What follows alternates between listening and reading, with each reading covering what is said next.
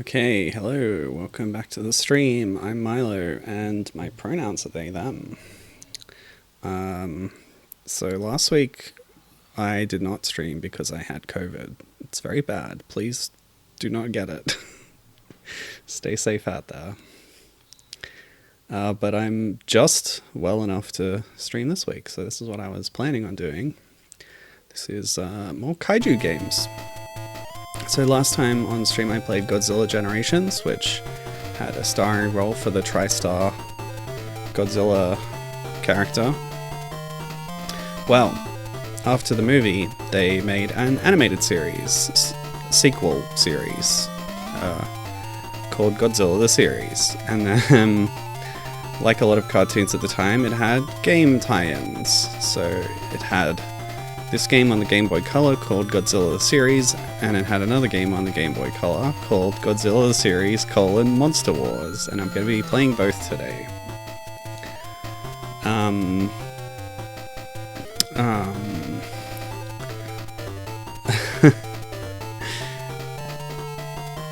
What was I going to say? Yeah, so this first game is a Game Boy Color game, but it also has compatibility with monochrome Game Boys. And it works on the Super Game Boy too, of course, although it has no additional enhancements or borders programmed in, unfortunately. But if you wanted to know what this game looked like in black and white, you can do that. Wow, this just loops. That's interesting, because the music doesn't loop. It's pretty cool. Well, we've seen the credits now. Crawfish Interactive is the developer of both of these. They were pretty prolific. They existed between 1997 and 2002 and made over 40 games at that time. Mostly Game Boy Color and Game Boy Advance games. One thing that stood out to me on their list was a Maya the Bee game, but not one of the ones that I played on stream. Based on the German animated series about the bee. Nice roar. Okay. Options. Whoa, difficulty select. Normal or hard? Let's go normal. Oh, fewer credits or more? Let's go with the default. Alright, let's get started. I do have passwords if we get stuck. Okay, this is LC something. This is Nico Totopoulos. These are characters from the film who carried over into the series as well. This is something. I don't remember the names of the characters. I watched the two-part opening of the series this morning, and then I watched the Monster Wars episodes, which is what the second game is based on. So I'm vaguely familiar with this premise of the series. I guess the game's not going to explain it, but if you'll recall in the film, Godzilla has a bunch of egg babies, and most of them are destroyed, and then there's like a little stinger at the end where, one of them survived. Well, it turns out the one that survived imprinted on Matthew Broderick's character from the film, Nico Totopoulos, and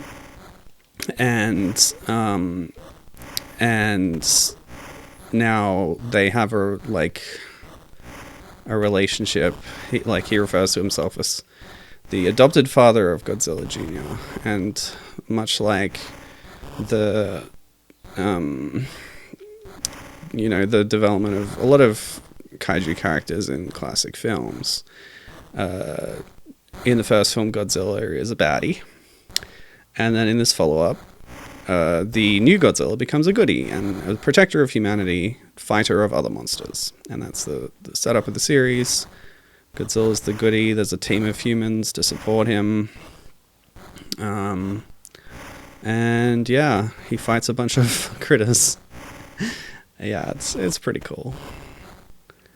I've got my qualms about the writing of the series. The characters are all really annoying and quippy, but it's pretty cool from what I saw. The relationships and writing, I think, had improved by the time of Monster Wars, the later one that I watched. They were trying really hard to make everyone really snarky. It just comes out like they all hate each other. Oh, I'm dead. Wow, this game's hard. Let's try again. So, as you might have noticed, this is an auto-scroller. I am just walking to the right. The only thing I can do is move the angle of Godzilla's head. And... wait, I've leveled up... what did that say? Foot stomp level 1. How do I do that? I tried to find a manual of this online. No such manual, no such scan exists, unfortunately.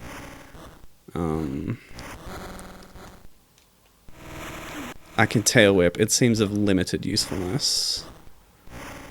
But I think there's monster battles later are probably better for those. Because everything here is too small and in the wrong position for this tail whip to hit effectively. Can I angle it at all? There's a different animation. Is it like a cycle?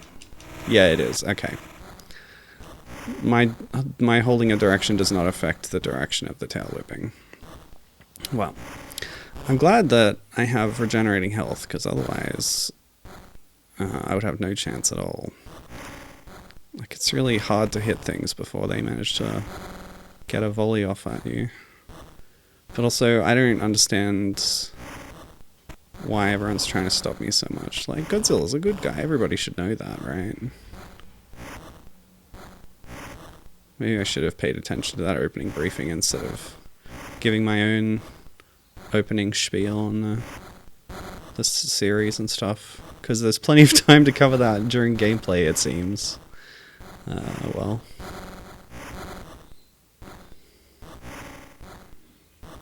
it's funny how we're just destroying all these military things. One of the things about the series is it's like a show for kids on an American network. So they're really... claw swipe level 1. Oh, here we go. Well, okay, so if you're holding a direction when you do this... can I do a stomp then? Oh, that's what guard is. I thought guard was like the health of guards or something. But no, it's my guarding bar, so I can shield myself from damage. That's good. Yeah, but like since it's a kid show, they never show any humans dying on screen. Like everyone's like, there's destruction of vehicles and buildings, but like you always see people running out to safety just before it explodes and like diving and going, "Oh, I'm okay." It's very funny.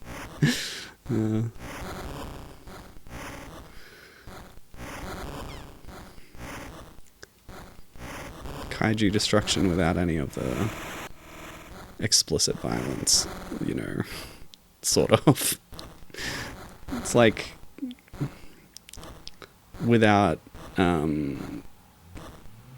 it's like it's not without violence, but it's kind of excusing the violence. What is that?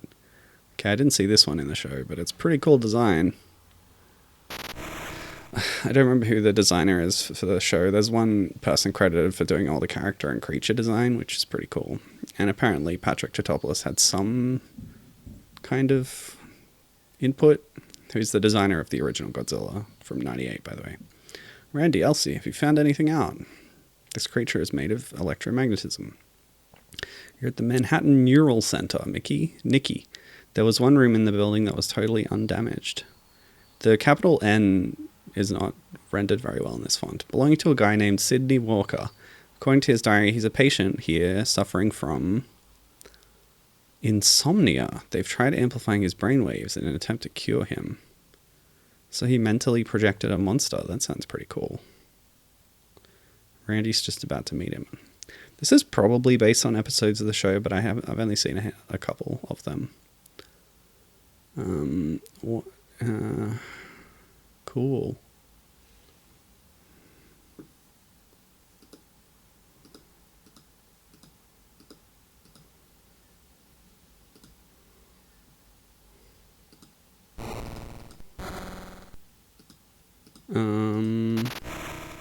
Trying to ban a spam bot in chat. Can't do it.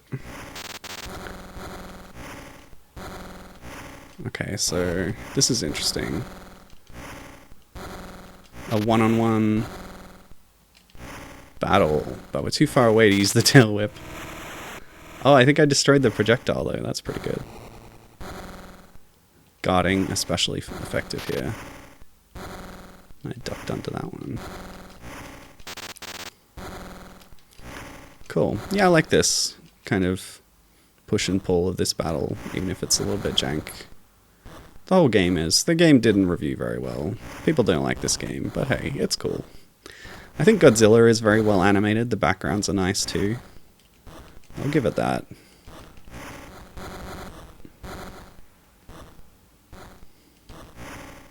It's like the gameplay is not exactly the most compelling, but it has its good points, this game, so far.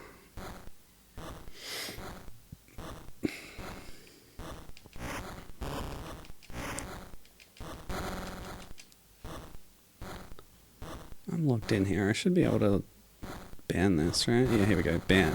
Yeah, take that. Ha ha ha. Banned, banned, banned. Okay, so I do have a claw swipe now. Hey, Captain. Captain's in a meeting. Now I have bite. Captain also saying that he loves the art. Yeah. Yeah, I was just saying that's like the strength of the game so far. I know Captain has the audio muted, but the audio landscape of the game extremely sparse. No music, just the sound of my stomping footsteps. That's about it. Oh yeah, that works well for that. So that's the claw swipe. It talked about the stomp and the bite, but I don't know how to do those. Let's do A and B at the same time. Oh, was that a bite? Okay, if I press forward and A and B at the same time, that's the bite. And if I press forward and B, that's the claw swipe. Now we just got to figure out the stomp. Surely. Ah, select. Select to stomp. There's only so many buttons on a Game Boy after all. Still, the flame breath is maybe the only effective technique I really have. Apart from guarding. Now, and yeah, I was saying how useful the health regeneration is. I've read that in the sequel they removed that mechanic, so I'm not looking forward to that, but yeah, we'll see. Fireball level 2, sick. It doesn't look much different. And everything goes down in one hit anyway. It's not any bigger, so hopefully maybe it does more damage against bosses. Wait, did my health go up? Like my overall health bar? Interesting to have like RPG mechanics in this, even if they just kind of happen at random, it seems. But maybe the more tanks I blow up, the faster I grow. Who knows? I'd like to see Junior eat some tuna at some point. That's the signature move of Tristar Godzilla. Am I doing more damage? Oh, the health bar was at where it was since the last fight. That's a fun little point, so that it didn't recover health. Randy, keep antagonizing Sleeping Beauty. It seems to be having a negative effect on the crackler. Is that what we're calling it? Okay, Hefe. Walker, face it. You hate your neighbors, you hate your job, and you hate the Mets. That is the most wisecracking character, by the way. What are you talking about? I've been a Mets fan for 30 years. What are you talking about? Have you seen them this season? They stink. So we're just provoking him, I guess. Well, I guess I'm a little disappointed with them. What's this about? I'm not really following the thread of this. Disappointed, they can't hit, they can't field, and their pitching reeks. So this is a baseball team. Fine, whatever. Just stop yelling at me, okay? Okay. I said before that in the show everybody's mean to each other, and that apparently includes the minor characters. There we go, we got a password. Oh. Lovely roar there. The game volume might be a little low, actually. Wait, what? This is a cutscene. I'm not controlling this. Hicks, do you read me? Major Hicks, this is Dr. Nictotopoulos. Do you copy? Call off your men. Hicks is one of the few characters whose role is reprised by the actor from the film. So the actor who played Hicks in the film does the voice of the character in the show as well, which is nice. The other ones are the nerdy scientist guy and the mayor. Your attack on Godzilla. Call it off immediately. He sees the city and you try to destroy him for it. I don't know what you're talking about. No one is under any orders to attack Godzilla, I can assure you. What? Okay. Well, they actually addressed that. That's good to know. Or they've started to address it. So why are we being attacked? The show quickly gets into, like, you know, Toho movie levels of cheese. There's alien mind control and all sorts of wacky stuff happening later on. So I don't know when that starts appearing in the series, but that could be the explanation here. Okay, foot stomp level 2. It looks the same. Let's try that next time someone approaches. Alright, cool. So there's a bit of a range on that. Good to know. I can't believe how sparse the soundscape of this game is. Like I said. I'm checking my notes. I've already covered everything. I did not make many notes. I'm still feeling very, you know, low energy. So, yeah, this is going to be a very chill stream. I have not really recovered completely. But hey, I'm like standing up and walking around. That's better than it was 2 days ago.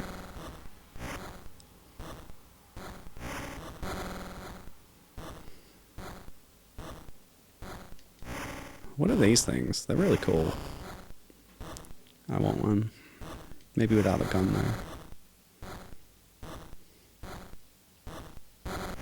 Nah.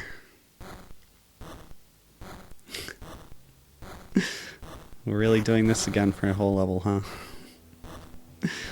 I wonder if this game is going to be this all the way through. Can't wait to find out.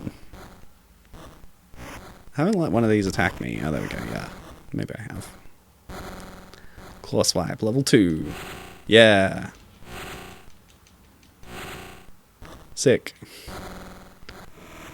Crunch. I am a force of destruction. One of the fun things about being a kaiju in a video game is blowing up buildings. We haven't really had a chance to do that. That's partly because this Godzilla is a good guy.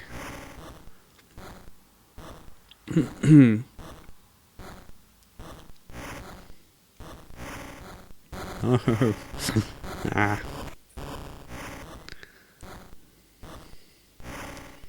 Okay.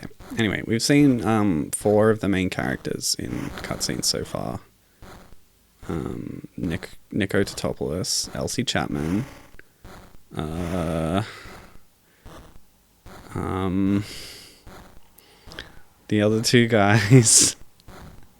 But we haven't seen the 5th main character, whose name is something. Do they even name her? I don't know.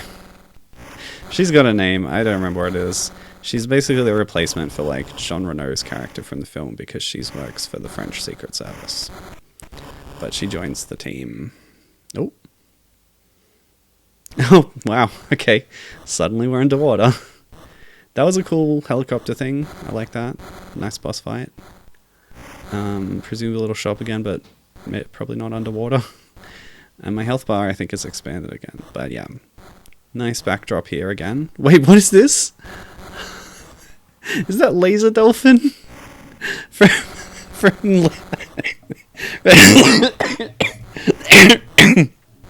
From the game Laser Dolphin by Dingo Games. Oh my gosh. So we have evil dolphins with, like, cyborg parts as enemies in this stage. I was going to say, like, the new setting underwater gives them a good chance to get some new enemies in, which is I like to see. It's getting tired of all the same tanks and planes. But throwing cyber dolphins at me is just awesome. I love that. Even though I had to kill them, unfortunately. Poor little guys. Hi, Wadido's here. Hi, how's it going? He says, Godzilla that skips leg day. Yeah, we played Godzilla Generations on the last stream 2 weeks ago.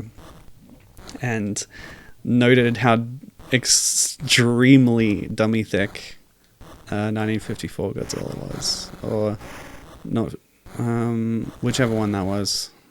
The modern one at the time. Anyway, by contrast, Tristar Godzilla is very lithe and sleek. Long arms, skinny limbs and features. Like, the neck is quite thick. The quads? No, what's the neck part? What are the muscles there? I don't know. But, yeah, strong core, but, like, quick and agile. So it's a different kind of design, which I appreciate about the design. I like the spine, the scutes as well. But yeah, although she and Godzilla Jr., who is he, have a skinnier frame, they are, of course, still very strong and fast. Do not underestimate Tora Goji. Dito says, yes, the famous Godzilla's green puke. Yeah, so they gave the classic atomic breath power to both Junior and Senior, I guess, in the show, without explaining it at all, but that's cool, that's fine. And yeah, it is a bright neon green for Junior. Aha, Fireball level 3. You'll love to see it. I think it might be slightly bigger this time. Or it might be in my imagination.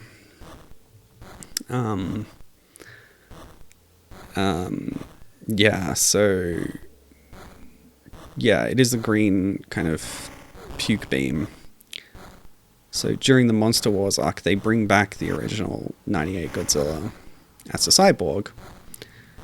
And she now has blue atomic breath in that form. And we will probably be seeing her in the sequel to this game. Did I watch Godzilla -1? No, I haven't had a chance to.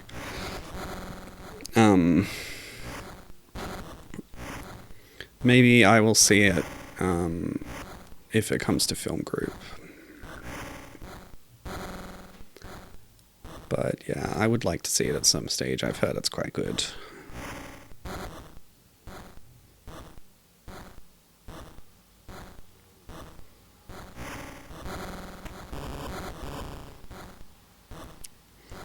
I did rewatch in the last couple of weeks all the new American Monsterverse films, but I did not actually get around to watching Godzilla 98, which I probably should have, but yeah, I just didn't feel like it. Like, I watched them all before I even got sick, and for the last week and a half, I've been, like, very badly sick with COVID.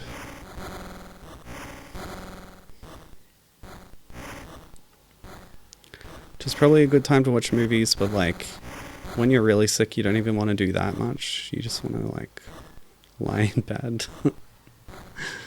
Yeah. I have been playing some games on my Vita, which has been nice. I used the opportunity of remaining in one place to play portable games in bed and stuff. Yeah, I did. I've been quite sick. Thank you for your sympathies. I'm just coming out of it now.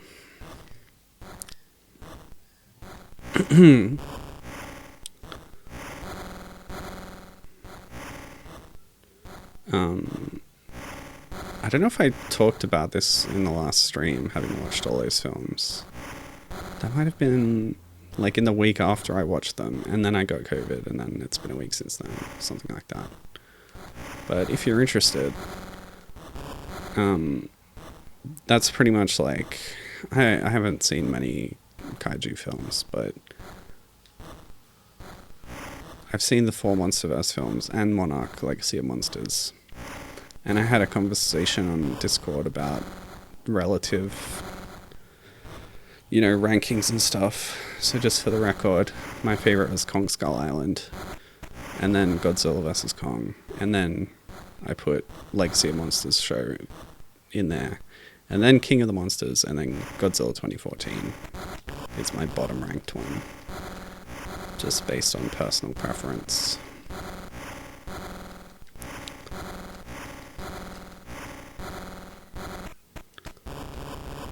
Guarding is overpowered. I win. Haha. Bite has leveled up. I like that I've got a score. Very important for a Game Boy game to have a high score table. When you input on that screen, Godzilla does the roar. I can't believe we've traveled halfway around the world only for the Seeker's engine to give up on us. The Seeker? Oh, their boat is called the Heat Seeker. Will you quit griping? This ecosystem has been mutated by radioactive lava eruptions from the volcano. Okay, that's how they explain it. It's a scientist's dream. Yes, it's a scientist's dream to die of radiation poisoning. Monique, will you accompany Elsie and Craven into the jungle? Me and Randy will repair the Seeker. Thank you for saying the character names, Nicker. So here's Monique. This island should be covered in ash, not vegetation. This ash must be acting as a fertilizer. Achoo, this pollen isn't helping my hay fever. Yeah, he spends the whole first episode sneezing. And is there anything you're not allergic to? They don't really say why, but I guess it's because he has allergies. That's probably in the movie. Nick to Elsie, gather your things and return to boat. I think the volcano is about to erupt. Nikki, breaking up. What did you... Craven, look out. Yeah, so his name is Craven Mendel, I recall now. And Randy Hernandez is the other guy. Oh, Giant Bee! Lovely.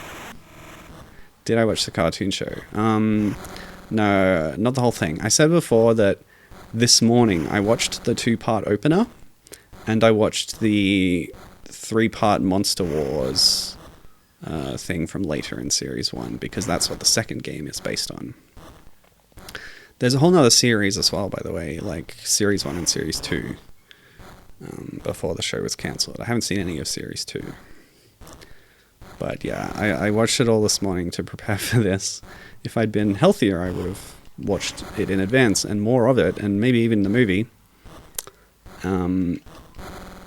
But yeah, not the bees. But yeah, that was just this morning from like YouTube uploads. I don't recall if it ever aired here, but when Dede's saying it was airing where he lives, which is Indonesia. My tail whip has leveled up. It looks the same.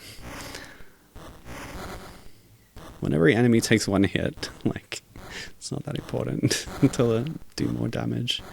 Until you get to the bosses, I guess. Wadado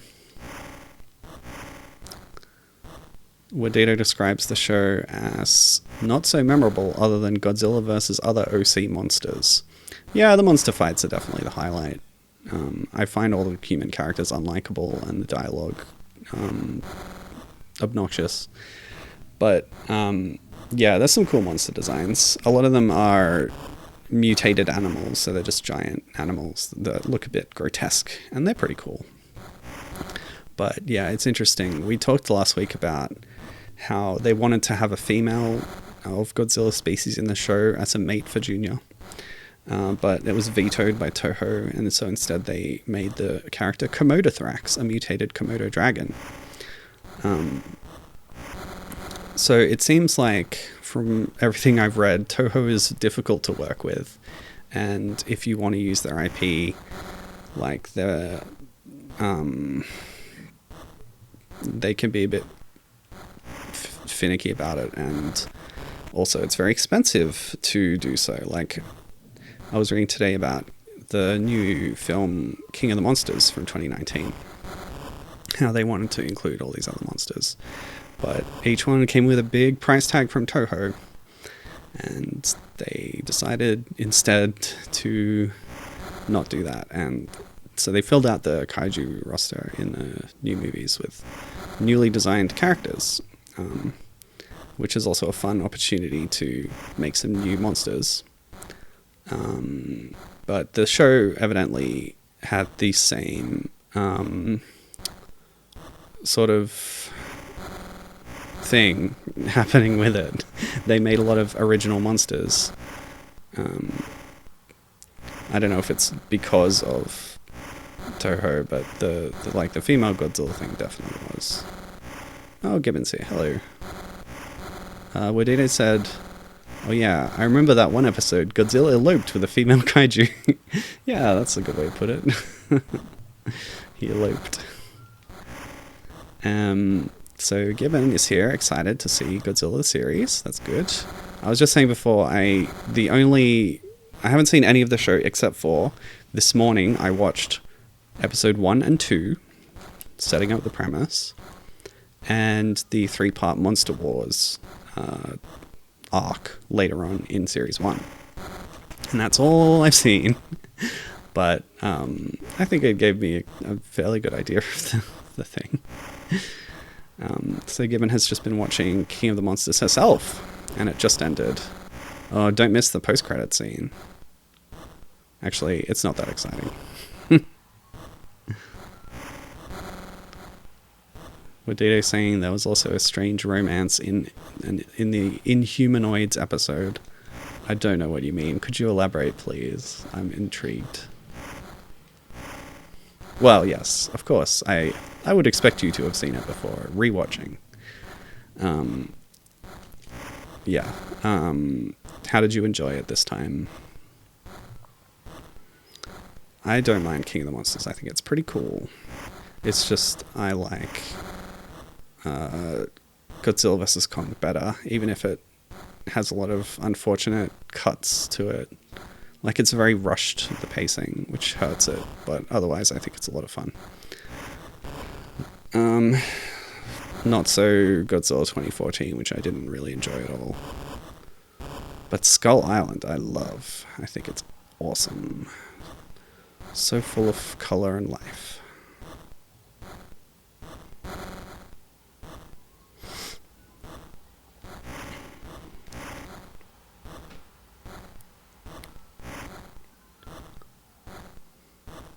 Given agreeing, Skull Island is great. What Dede says that Inhumanoids is a different cartoon. It's a 1986 American cartoon. There's a scene where the evil giant monster makes out with Lady Liberty. The Statue of Liberty. Wow, that sounds pretty cool. If she's into it, I guess. I know in Ghostbusters 2 the statue comes to life, and in a certain Doctor Who episode. But this is the first I've heard of the statue interacting with another giant-sized thing. Sounds pretty funny.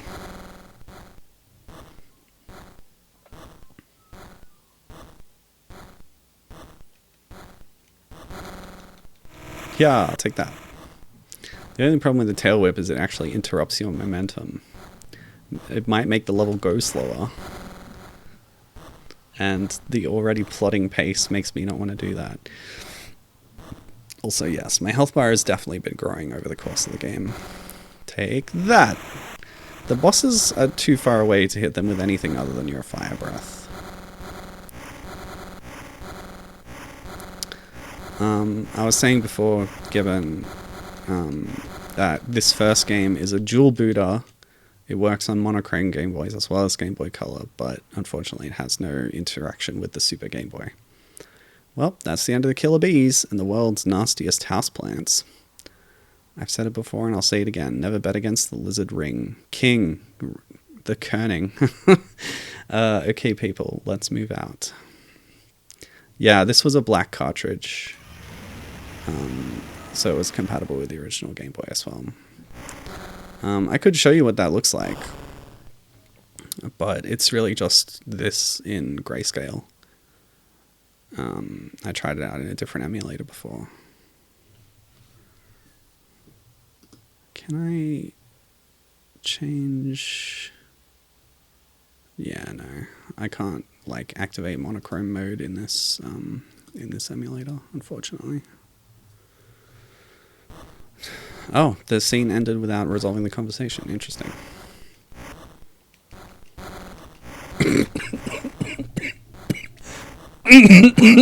Sorry. Still got a bit of a lingering cough. Hey, Captain's here, probably. Hello. How am I enjoying the game? You know, it's not bad.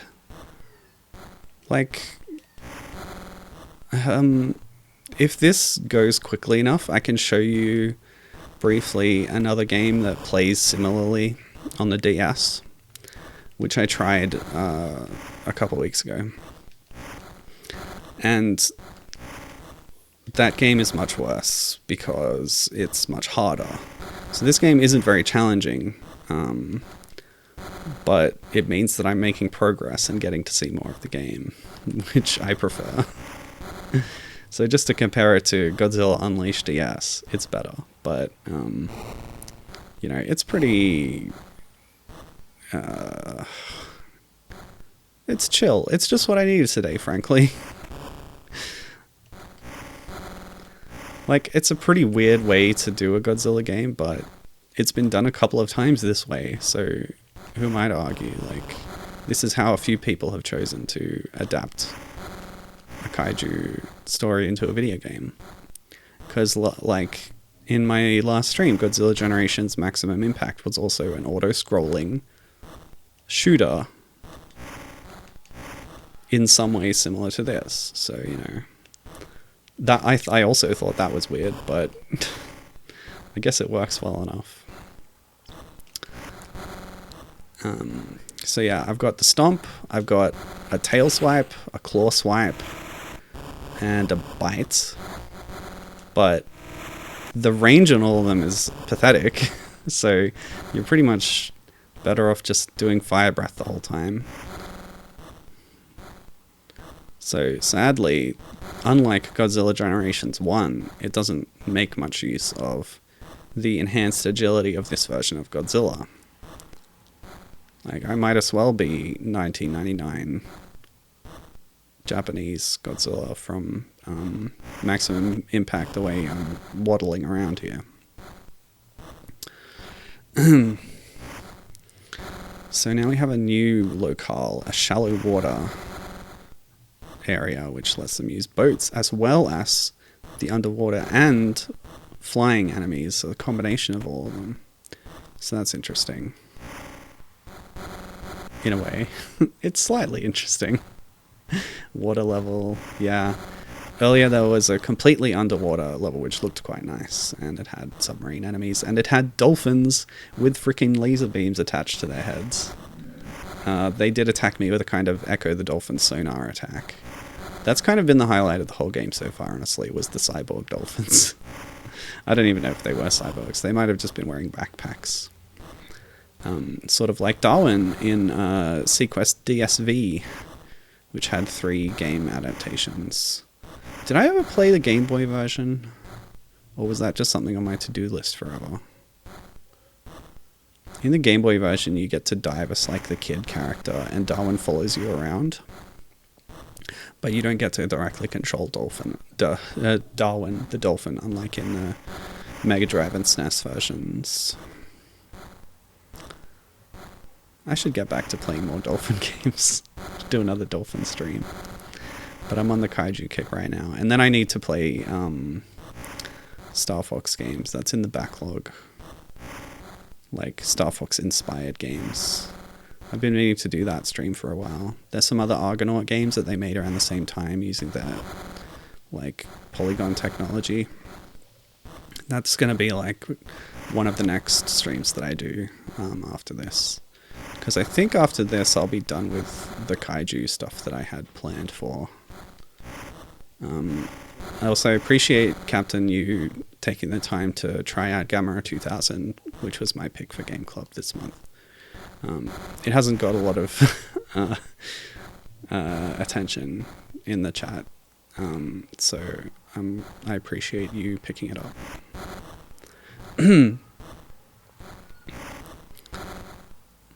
I really fell in love with that game after playing it on stream, so I decided to pick it for Game Club as well when my turn came up.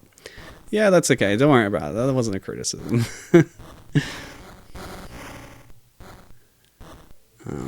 Captain saying he's going to play it more this weekend. Sick. And Gibbon has been dealing with stuff. Yes, I understand that. How is your foot feeling, by the way?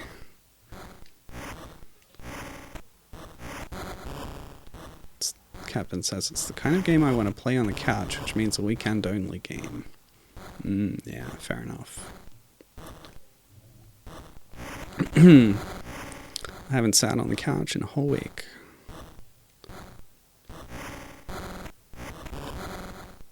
Lately, I've been playing, a new enemy, a kind of wasp creature, or a different kind of bee. So in Australia, we have various species of native bees that are blue in colour, which is cool. And they have quite different behaviour from like hive-type bees as well, because they have solitary lives. They do not live as part of the eusocial hierarchy kind of thing. The Botanic Gardens here has a little bee hotel, because these bees like to live in little cavities in trees and such. So they have like an artificial bee environment with a lot of little tunnels that they can live in.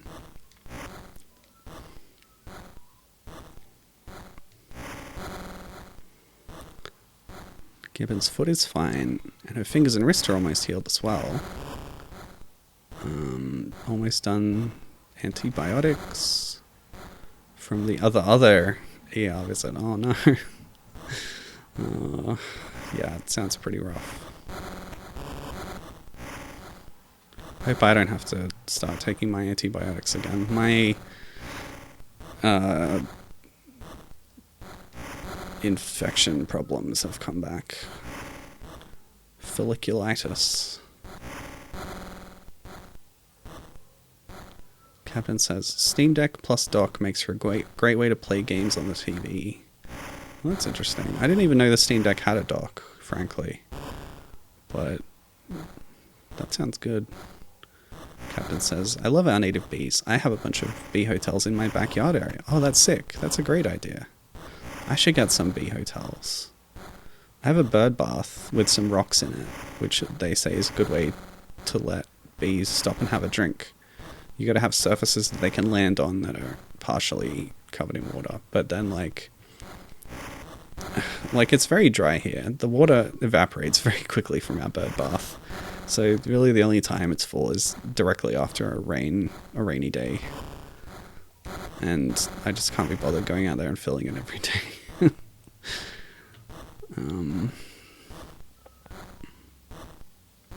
Yes, antibiotic pills are really big, aren't they?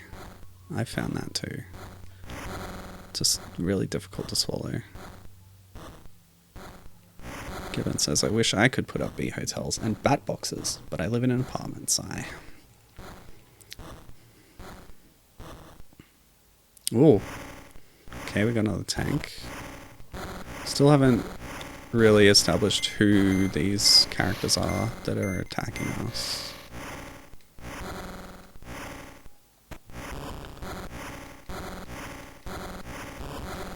Captain also has a nice bird bath that his mother-in-law made, but they are terrible at keeping it topped up with water. Yeah. Sometimes birds come and drink from it, and our cat likes that. We also have a bird feeder out the front, which, if we remember to put seeds in it, and it's summer and the front door is open, can provide some good some good entertainment for Midna. We've also been getting a lot of earwigs inside lately, which she likes to sort of chase around and sometimes eat. They're fun because they fight back. They pinch her paw and her nose when she gets too close. Nothing permanent, but it's funny. Although, like anything, she gets bored of them eventually.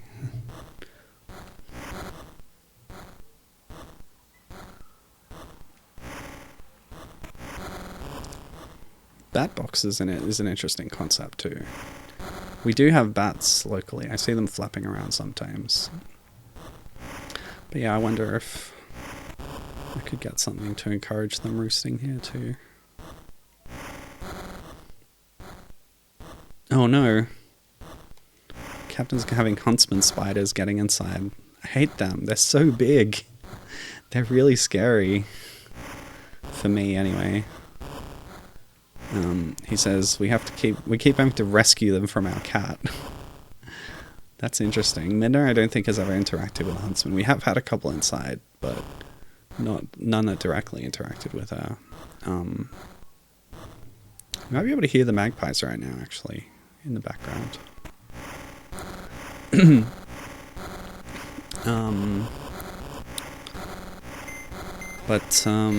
Yeah, huntsmen. I don't know how Midna would react to them, since they're a lot bigger than anything else that she regularly has contact with.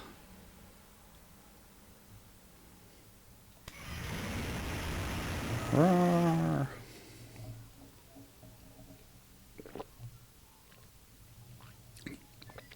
This seems like something from episode 2. Yeah, they're jumping back in time to, like, their first adventure. The fish was strange of electrolytes. I don't know if they say electrolytes in the episode, but yeah. This is all stuff that they more or less say in the episode. Yeah, interesting.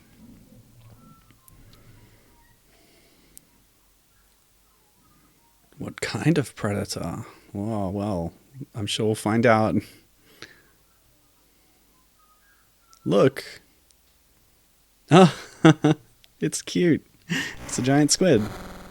Kaboom. So that's the heat seeker, the boat. So at this point they think that Godzilla has died because the army guys shot him with a missile. But he came back. Fried calamaris. Poor squid, yeah.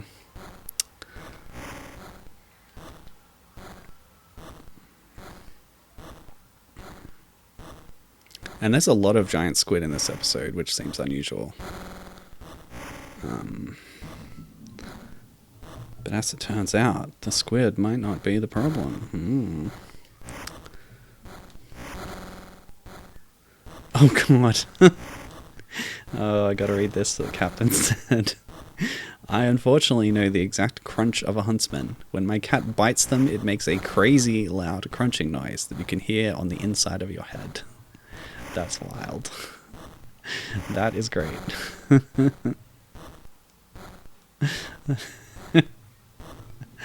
Wow.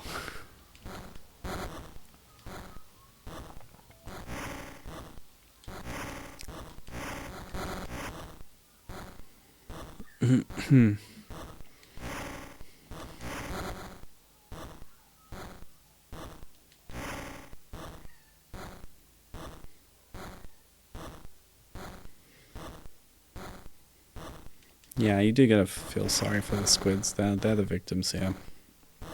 You think they're the baddies, that they're the kaiju, but no, there's something much worse. I still feel worse about having to kill the dolphins earlier, though. Still waiting to find out what exactly is going on with that.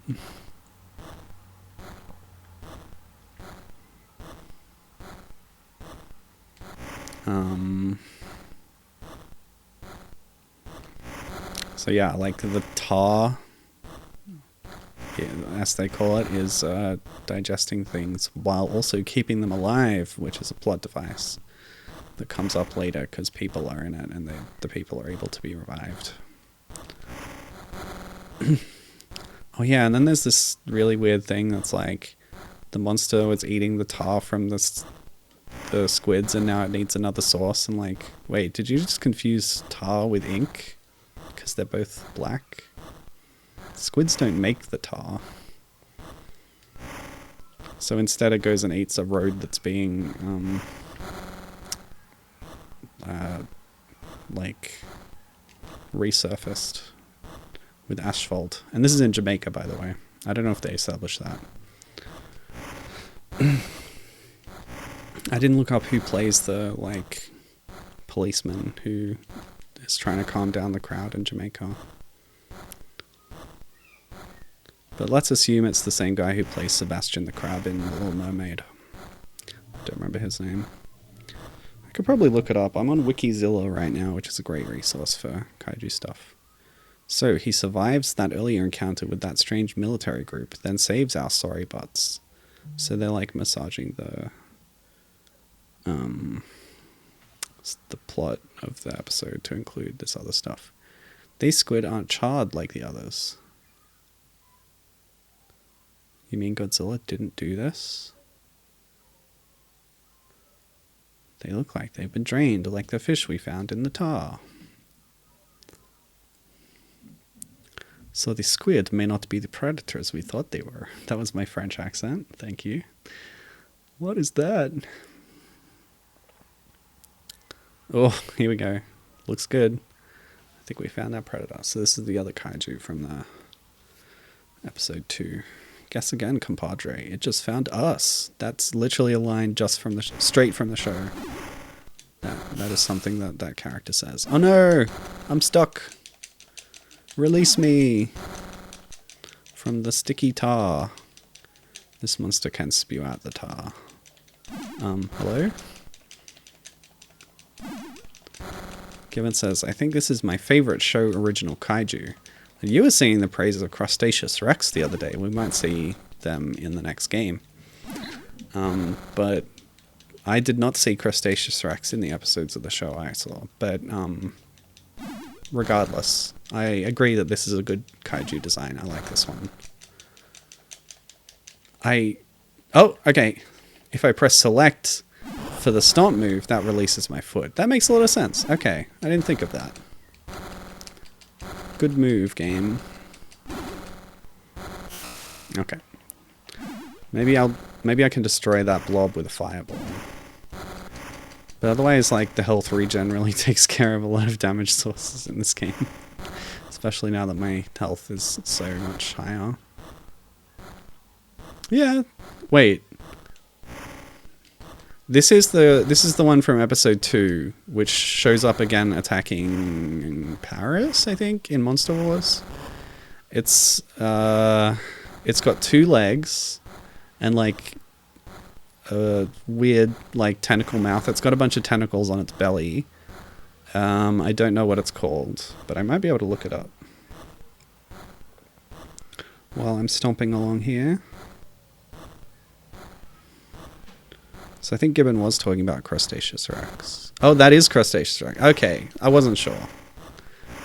They don't name it in the episode, so okay, we are on the same page here.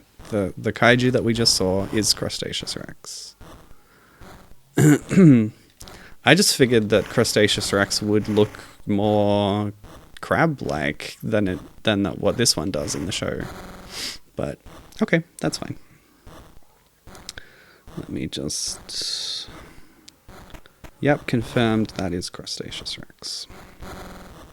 I'm on their wiki page now. Oh yeah, that is a sick design. Yeah, it looks cool. Alright. Captain asking, is this the animated TV show game? Yes, this is Godzilla the Series, the game, based on Godzilla the Series, the follow-up to the 1998 Tristar Godzilla film.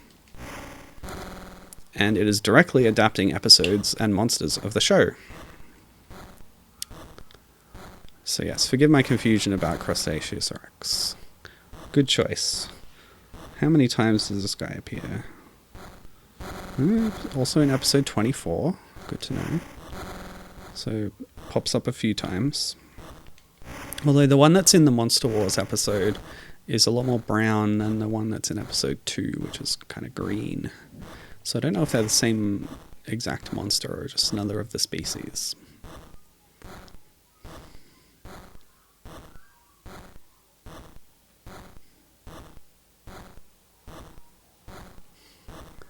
There's a list of allies and enemies here. The allies of Crustaceous Rex include Giant Bat, King Cobra, Queen Bee, Huge Rat.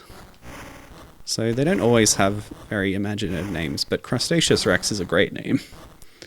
Cryptocleidius, that's a pretty good name. El Gusano Gigante. That's not bad. What's El Gusano Gigante? Oh, like a big worm thing. That one was in Monster Wars too. They bring back a bunch of monsters previously that you'd used in the show for the Monster Wars episode. Or arc. Gibbon says, yeah, the kaiju names weren't great. Some of them are.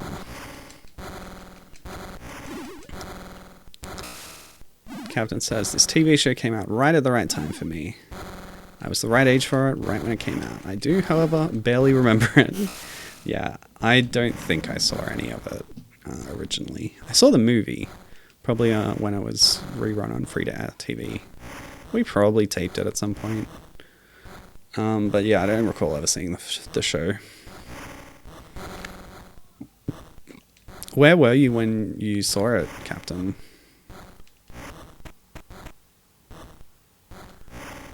Gibbon says they more or less reused the Cobra's design for the war bats in Godzilla vs. Kong. Oh yeah, they did. King Cobra is in Monster Wars, the arc.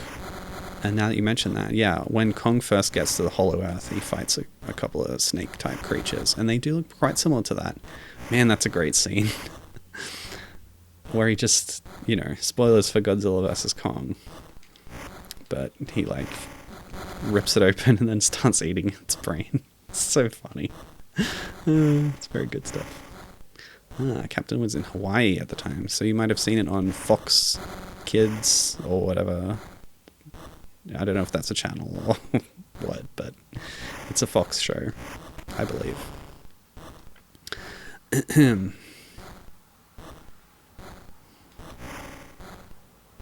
Yep, Fox Kids.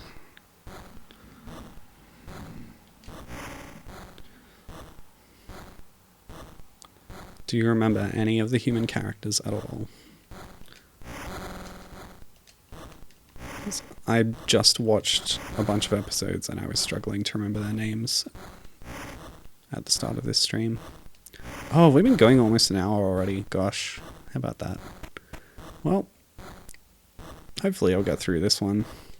My plan was to play through all of this game and all of the sequel. We'll see if that happens, but that's the goal.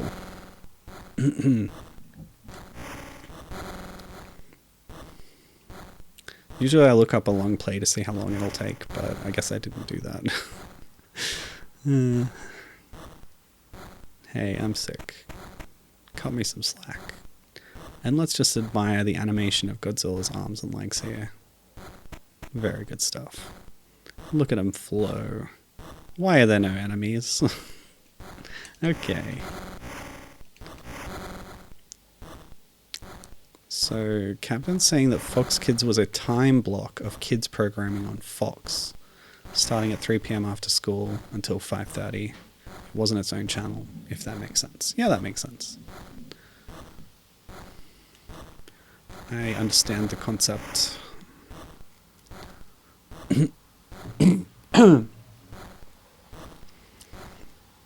I didn't know that what Fox was.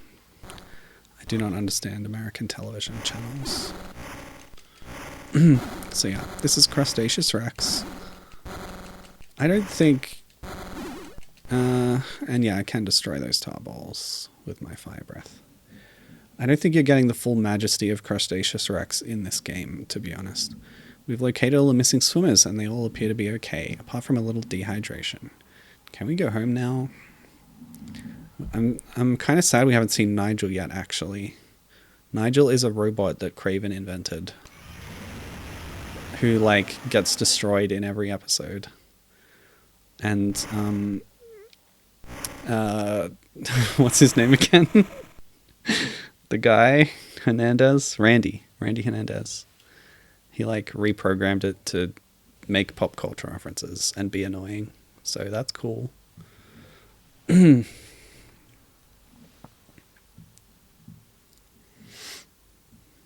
Conflict. Stomp. Oh, here we go. This guy is, I think, Cameron Winter. He didn't show up in any of the episodes I saw, but there's a tie-in comic that's like 2 pages long, and he's in that, and I've read that. So yeah, he's like an antagonist in a handful of episodes of the show.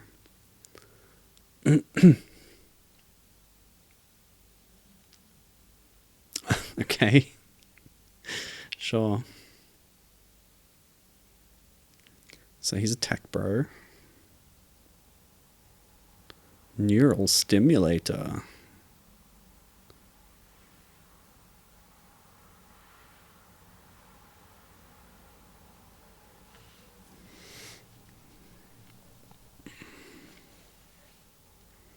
Oh, he was behind the military attacks. We've tied it all up in a neat little package. And yes, there is no audio over these scenes. Solstice Technologies.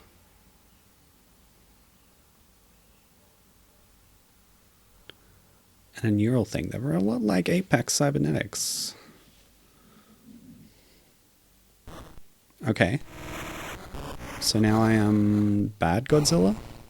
Captain asked about the box art, so I just want to show that off a little bit. So box art for the first game, iconic image from the show's intro. Box art for the second game has Godzilla grappling with, indeed, Crustaceous Rex. Good stuff. You can see the tentacles there.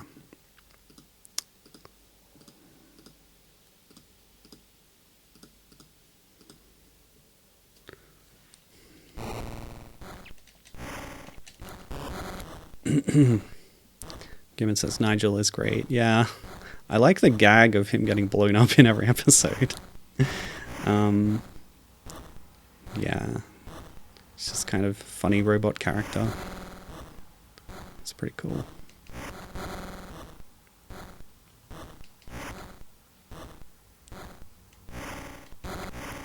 Didn't get used to great effect in the episodes that I watched. But later on he's got like little camera probes and stuff. Actually, I'm going to level you. I didn't watch all of Monster Wars because I was running out of time. So I skipped ahead to the point where Cyber Godzilla is first activated, which is the reanimated corpse of Mummy Godzilla with robot parts. So it wasn't that difficult to catch up on the plot, but there were some early parts that I skipped ahead over. Where like the aliens invaded and they mind controlled everyone, and Elsie got brainwashed and helped them build Cyber Godzilla. Is it Cyber Godzilla? You know, the robo, whatever. Hopefully we see her in the sequel game. I'm scrolling down to like a list of characters just so I can remember their names. Okay, here we go. Yeah, so they brought back the news lady from the movie. She's a recurring character in the show. And the cameraman, who was played by Hank Azaria, who is now played by Joey Pantaleone, which I found very strange and funny. Sorry, Pantaleano. I know him as Joey Pants. That's what I was thinking. Yeah, it was a little disappointing that like a lot of the dialogue in the first couple of episodes is like the characters like insulting each other and stuff. And whenever women are talking, it's like always this sort of competition with other women. They're like, oh, are you this guy's girlfriend? Like they always say that. Oh my god, it's really tiresome. Anyway. Ooh, hello. Gibbon says, fun fact about the Monster Wars game, it correctly refers to Cyberzilla as Godzilla's mother multiple times in the script. Having just watched the Monster Wars episodes, there's a scene where Junior encounters Cyberzilla, and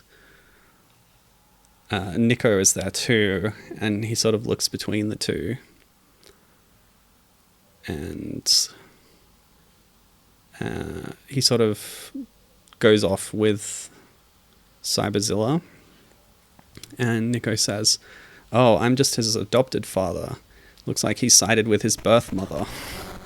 So they do say that in the show, although later on they refer to Cyberzilla as Cyber Daddy, unlike Godzilla's daddy. So they do both in the show. But yes, as you say, mother is more correct. So that's fun to hear about the game script.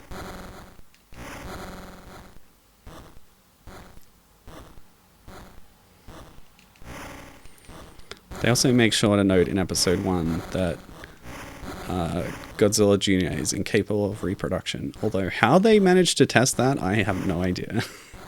Nick just says it like it's a fact. He's like, "Oh yeah, I tested it." Like, okay. Let's just gloss over it, I guess.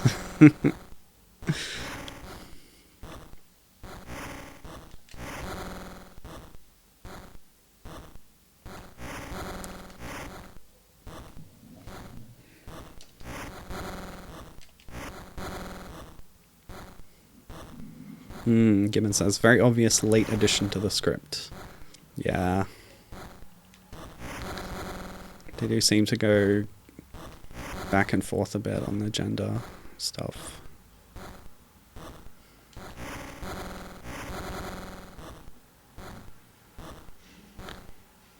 Actually, for most of the first couple episodes, they refer to Junior as it. Kind of sidestepping the issue.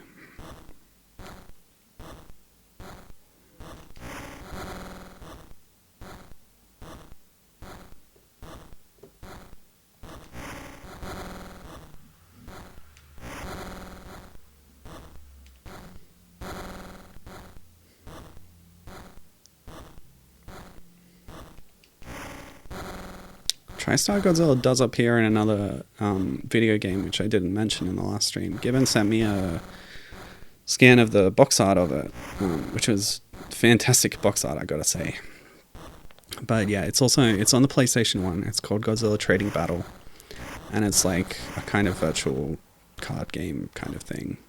The gameplay did not exactly excite me, but it's got a lot of different monsters appearing in it. So that's cool. Good to see. It was made around that same time as Generations, so, you know, TriStar Godzilla was new and they wanted to include her in things. And they stopped doing that. Although she was in Final Wars.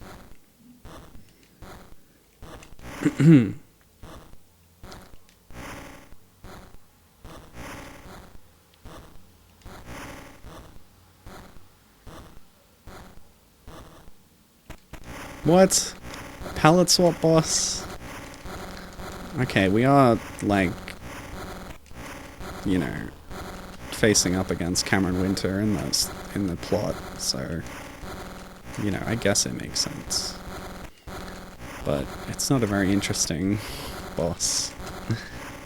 At least this is not a two-phaser. Okay, we're done. I literally just mashed my way through that. I have enough health to survive any attack to damage race the boss. Crustaceous Rex actually had a decent boss fight with the whole sticky tar mechanic. Required you to do a different action, at least.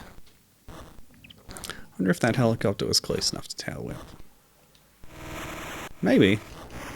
I'll never know. Until they palette swap it again, I guess. You know, I could hold the fast forward button during these parts, but I'm not going to do that. That's not what this stream's about. Excuse me.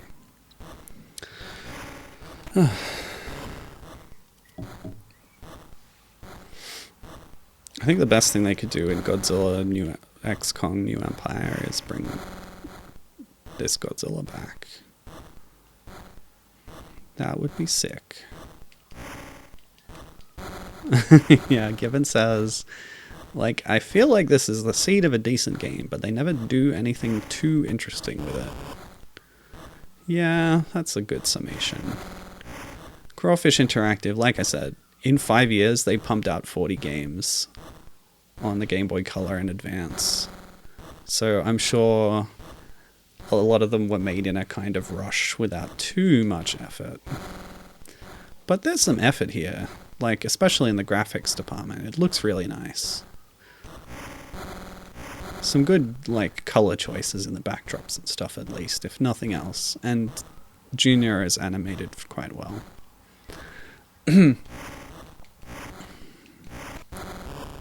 And like, it's functional, it's playable, you know, which is more than I can say for Unleashed DS. I do want to show you a bit of Unleashed DS if we get to it, because that game is barely functional.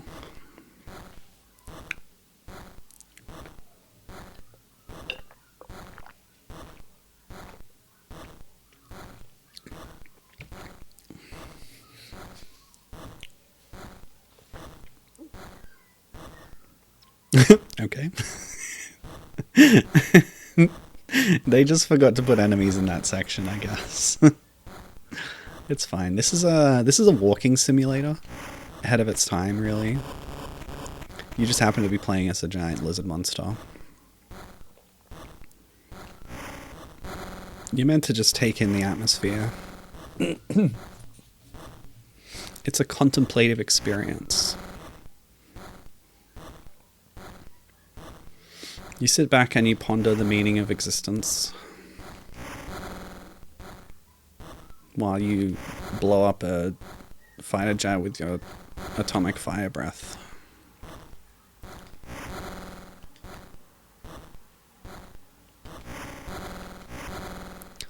Ugh, why does the screen flicker like that? I'm looking at the Twitch restream over here. I'm gonna blame OBS for Mac.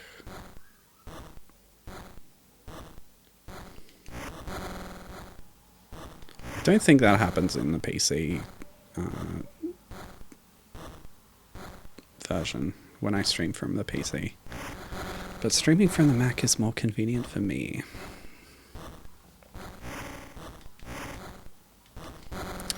Oh, Gibbon has a really good idea. She says, man, I kind of want a Gamma 2000-like game for this series, where you're playing as Nigel and tagging things for Junior to destroy. That is a really good idea, actually. I would love that. Yeah, I guess when they went to make tie-in games for this, they kind of cheaped out a bit. Although, again, Godzilla Online sounded quite ambitious and interesting, from what I read. With its online multiplayer stuff. But yeah, apart from that and these two, those are the only games explicitly based on this iteration of the property, not counting Godzilla's, you know, appearances in other games like Generations and Trading Battle. This again. Stomp, stomp. Not doing damage. Not doing damage. Okay, Flame Breath it is. Oh, this one's actually doing a bit more damage. Maybe that's because I was trying out other things. Yeah, now we're doing fine.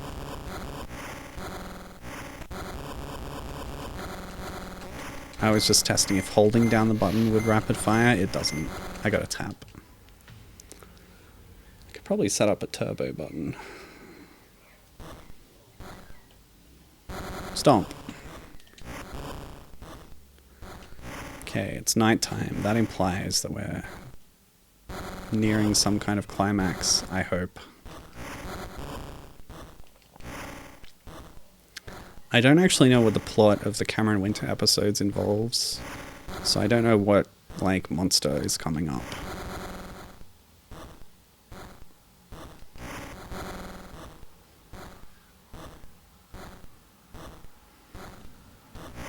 I liked the design of the Electro monster.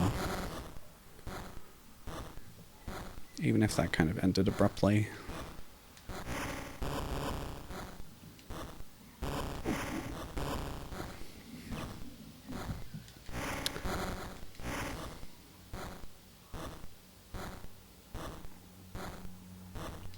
I'm in a hypnotic trance, staring at the ground texture as it moves.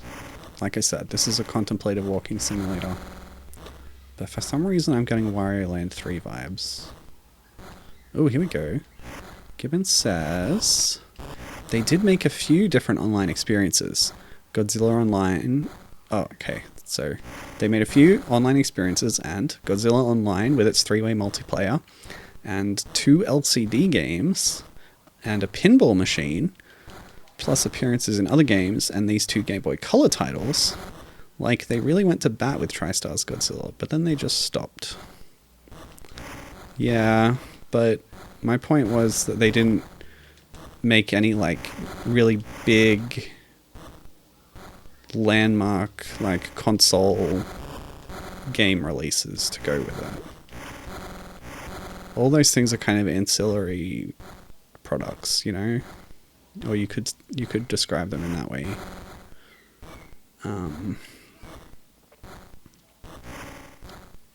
The Crackler, yeah, was the name of the Electro Beast. Gibbon agrees that that had a good design. Very reminiscent of the Cloverfield monster, actually, she says. And that's a really good point. Yeah, now that you mention it. The Crackler does look like Cloverfield guy. Now that movie was interesting. Heck of a lot of shaky cam, understandably, but I don't think it helped with watchability.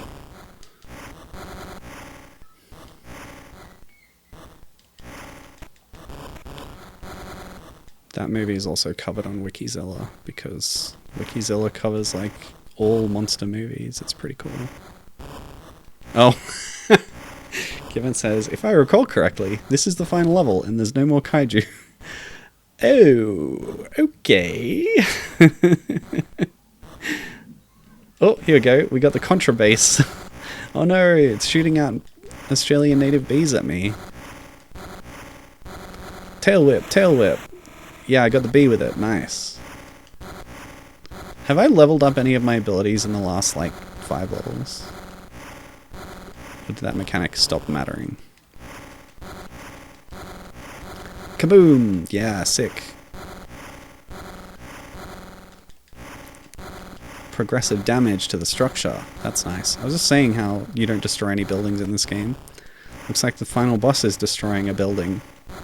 The greatest monster of them all. A building. Oh, this isn't going well. I should probably block those missiles. Unless I've destroyed the missile launcher. I could probably get that tank with a stomp. Oops. This one. Yeah, there we go. It got a few shots in there. As long as we time it right, we're golden. Okay, no more missiles. Don't have to block those anymore. No more bees either. Just gotta aim properly. There we go.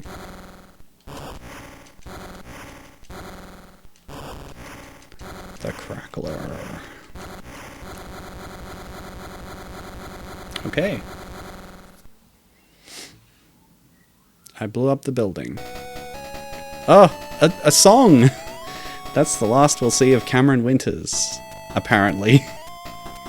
I guess he died. Oh, that is so good! Look at that animation! This is where all the budget went for this game. This sequence. They made a song, they animated the character, and then they got the nice moon set with the credits. That is sick. Really good stuff. Alright, we're gonna roll straight into playing Monster Wars, the sequel. And we'll see how it stacks up. I'll commit to playing the whole thing, sure. I probably should rest a bit, but you know, it's fine. And yeah, I'll really quickly show you Unleashed DS at the end as well. We'll get there. That's beautiful. Love this song too.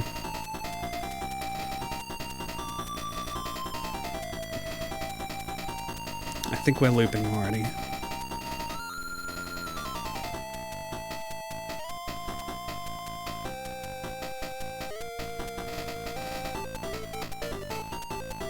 Okay. I pressed a button. Rawr. And that's the end of Godzilla the series, the game. And now for Godzilla the series, the game, Monster Wars. The sequel. Capturing window now. And we're good. Let's just do a reboot. Okay, so we're back with Crawfish Interactive. There wasn't that Adelaide trademark, whatever, this time. I don't know why. Crave Entertainment, the publisher. Ubisoft is also a publisher in certain regions. Their logo is on the box. Oh, look at that. Oh my gosh, amazing. Great animation there. Mirroring the show's intro. Just holding here to see if it loops another animation or something. Doesn't seem like it because I'm now on a menu screen, but okay. Difficulty, part-timer, the man. No apostrophes in this font, I guess. Did they have to, like... I don't know. I don't like it when games do that. Lives. I didn't even lose a life in the last game at all. Anyway, we're not turning up the difficulty. Nobody needs that. Sure, the last game is a pushover. That's what I need right now. Heads up, people. Urgent email from Nigeria. Another mutation. So we're jumping straight into some plot here. Do I need to advance this manually? Okay. You bet, Nichols. 400 meter long worm has been sighted. Wikizilla notes that many characters call Nick Nichols in this, even though that is, in the show, only a nickname that his enemy Karen Winters uses for him. So it's kind of a little mistake in the script or whatever, I don't know. Okay, so I don't know if that's a plot from the... Oh yeah! We move manually in this game. No more auto-scrolling. And we have a cursor. Didn't really need it, but it shows you where your head is looking. Looks very much in the same engine as the last game. Everything has been carried over. But I now have fire meter. So I have guard, which has a sound.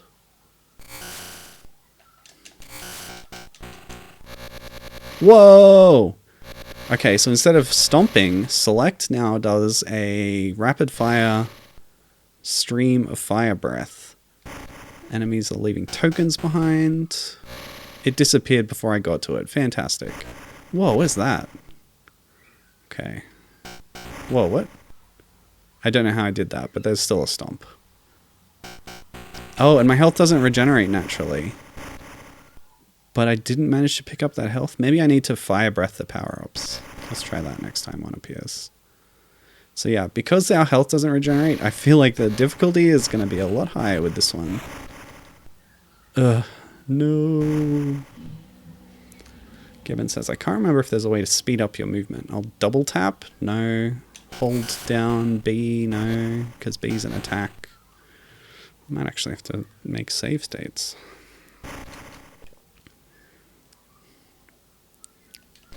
I recall that we did lose one life in the last game. Oh, a helicopter. No, come on.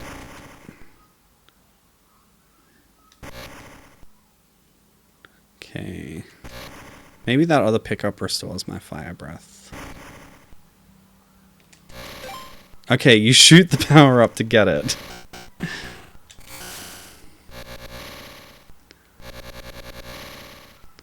Okay. Given saying This one's a lot more involved. Yeah, absolutely. I don't mind that. It's not as much of a walking simulator, but they found a way to make it more, yeah, more player input, let's say. Okay, down and A to stomp, which is what I was trying to do in the last game until I figured out that it's select for some reason. Select, do an action. Only on the Game Boy.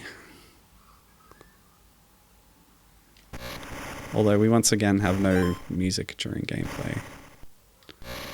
Did that even restore any fire? I don't know if it did, so what does that do?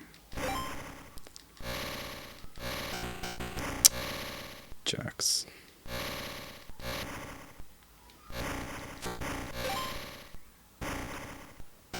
It looked kind of like a shield. Maybe it restores your guard? But that just comes back. That doesn't come back on its own. Oh my god. Everything is pickups now. Nothing regenerates naturally. Oh, that's rough.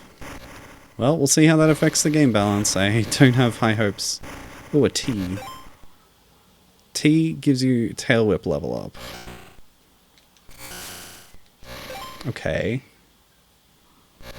I gotta map a save state button, I think. Do I have it already on? Let me just check. Yeah, I'm also running an old version of the emulator. Oh, okay, yeah, that works. Okay.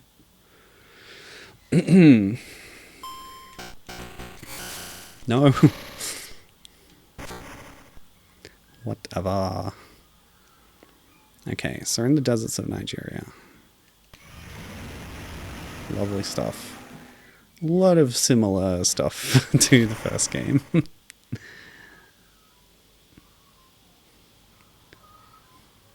You know, I don't know how much manual movement really adds to the experience. Because you just want to be moving right the whole time anyway, right? Oops. Ooh, a tank.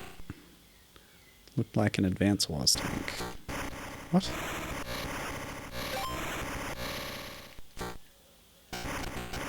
Why do I sometimes not breathe fire? Oh, it's because I'm doing a bite attack. S. Foot stomp. Okay, so if I see anything with a letter, it will upgrade one of my abilities, presumably. So what's the bite input?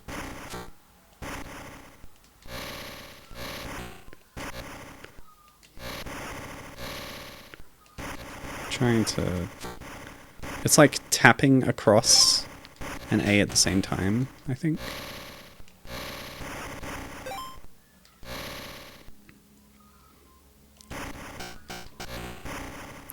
I think I gotta guard more often to save my health. Interesting, yeah. By adding a little mechanical complexity, they do make it more engaging. I like that. Oh! Oh, didn't block in time. Okay. I keep accidentally doing stomps and bites when I didn't mean to. Just because there's so few buttons. What was that? Godzilla fell in a time hole. Block. Yeah, sick. No. Oh man, my guard ran out. Brutal. Oh, I missed. Oh no. No. Yeesh. This is not going well. Tell me we're near the end of the level. No! Okay, fire breath time. Yeah! And health. Given recommending the stomp attack. It's probably a good plan. What? Okay, it has less range than I thought. But we're in okay. Oh. Oh, health. I've leveled up my health by getting that heart. Whereas a normal health restore is like, well, I think it's a red cross, so this game might be breaking the Geneva Convention. Even if it's depicting healthcare for a giant lizard monster. Nope.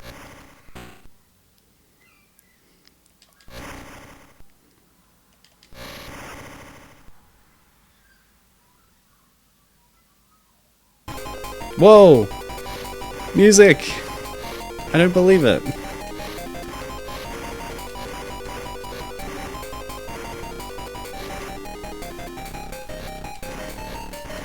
Pretty good track too. So this is El Wormo Gigante or whatever. In Nigeria. With a Spanish name. Done. Dead. Fascinating. What's that? El Gusano was actually feeding off the plants that these chemical weapons are made from. What chemical weapons? That's why they made him stronger. Okay, I guess that's plot from the show that didn't really factor in here. Well, he certainly won't be feeding anymore.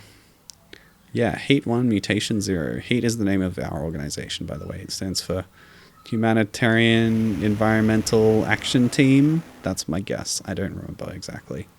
Oh, this is the news character. This just in.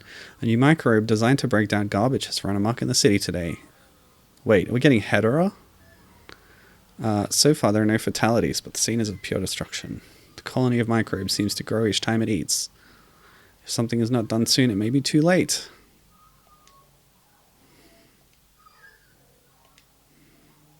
Oh, Heat Seeker. I get it. I didn't put that together before. Oh well.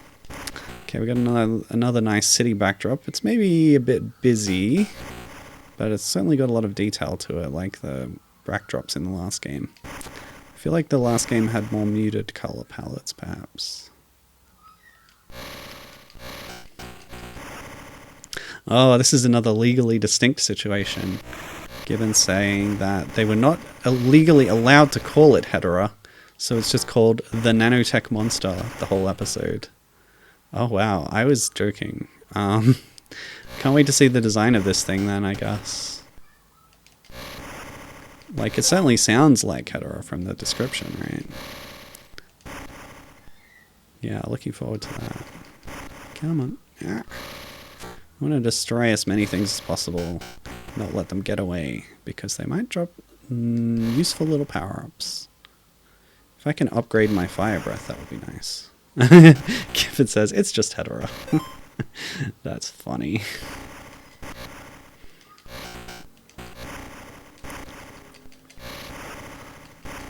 Yes, let's break the Geneva Convention. Excellent.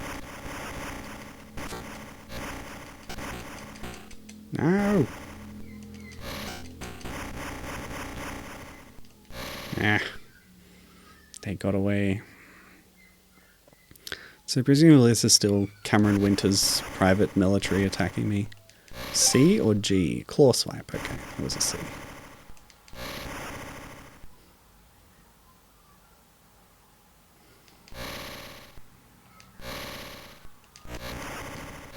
No! Ah, it disappeared. I don't like that.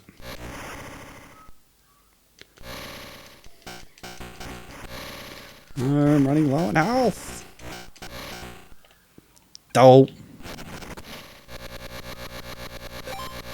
Yes. More healths. It only cost me all my fire breath. But not my fireball breath. It's a different breath. Okay, what's B? Bite, of course. Should have predicted that one. No!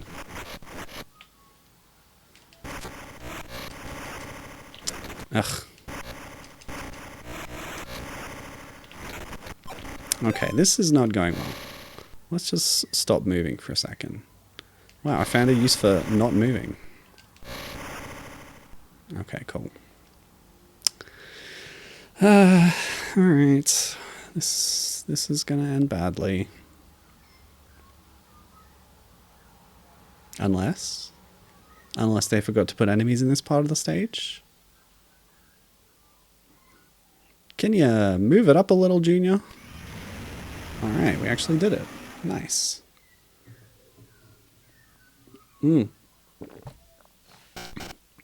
Whoops. I still got shot.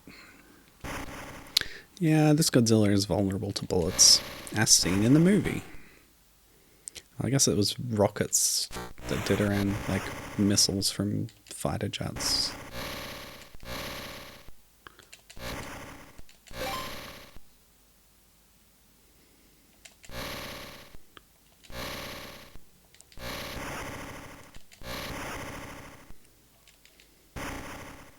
True, I am playing on the easiest difficulty. I think that's just right. We don't want this to be a Godzilla Unleashed DS situation, where I literally could not beat the first level because it was too hard with the enemy spam. Nah. Could use a few more health pickups. Wait, what? Oh, yeah, okay. Sorry.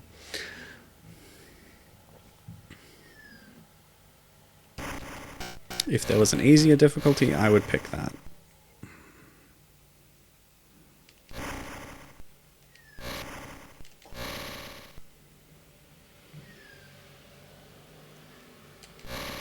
Nope.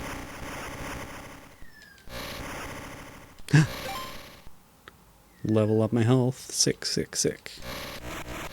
And a full refill.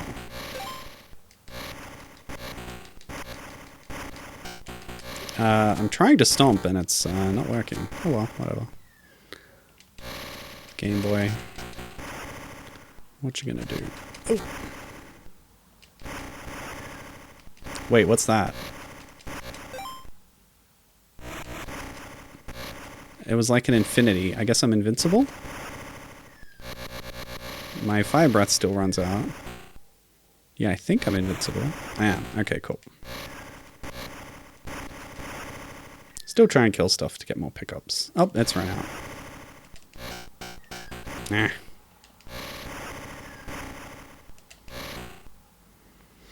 Okay. Whoa! Whoa! The music coming in just so shocking. I think we can probably still... maybe not. Maybe we can't damage race bosses. Fire breath! It doesn't reach!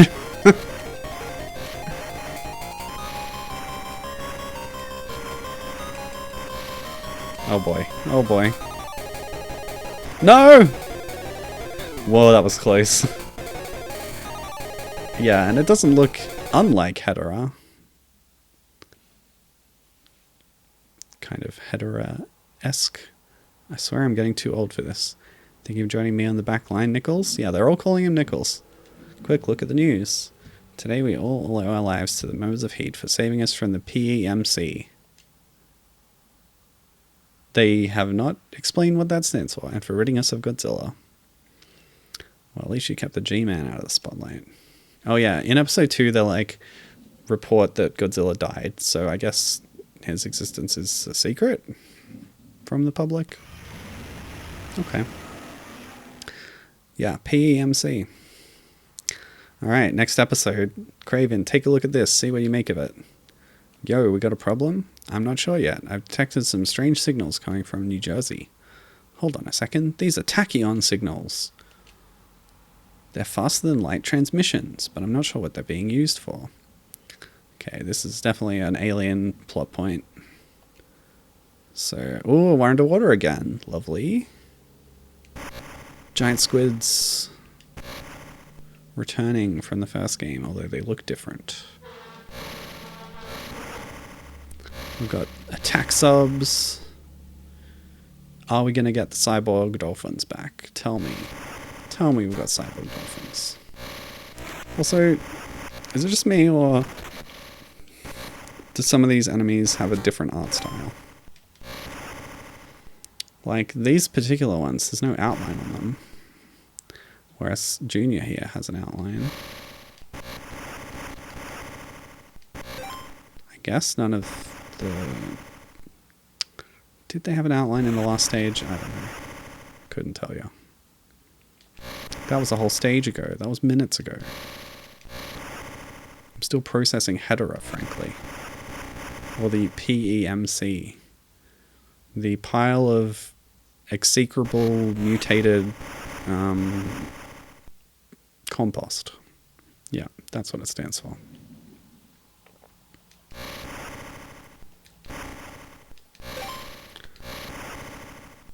I guess they love their acronyms in this show.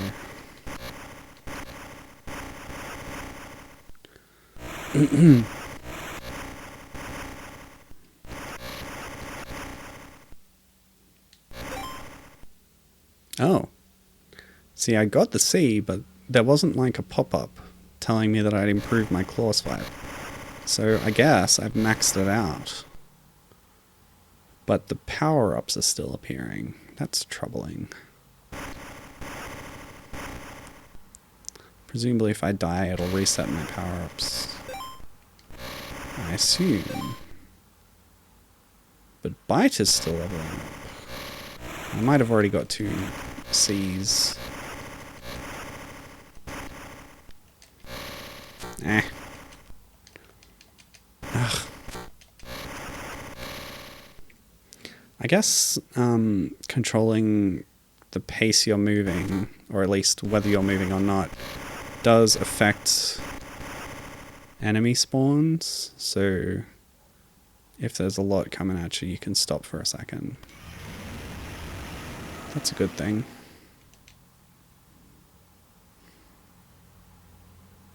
Can't imagine playing on harder difficulty. I don't want that right now.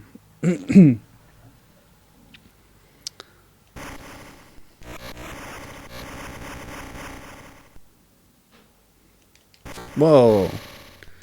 Nice. Underwater tank thing. That's got a new design based compared to the previous game. Nope.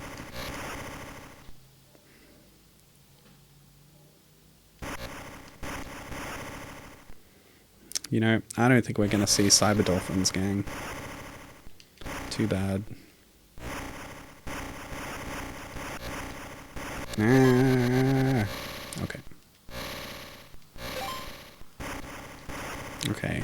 Stomp is fully powered.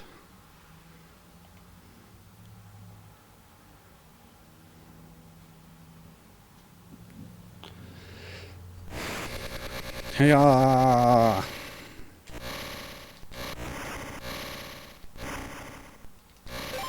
Yes. Health still available to level up. And there's even a little more room for improvement, I think. You'll love to see it. Oh! Already! Gimme, gimme, gimme. Oh no! Health is full. No more health ups for me. Which is too bad. Because it also refills your health. Although, presumably, if hearts are still dropping, they'll also act as a full refill. No! No!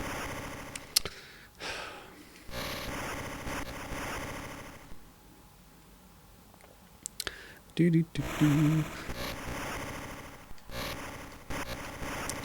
Would it have killed them to put music in the levels? Honestly.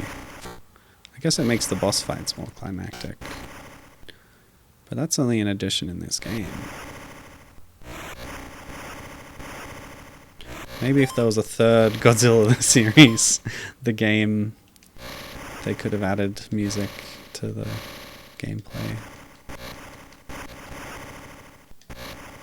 Some more monster fights. Maybe playable Nigel. What else would you want out of a third sequel?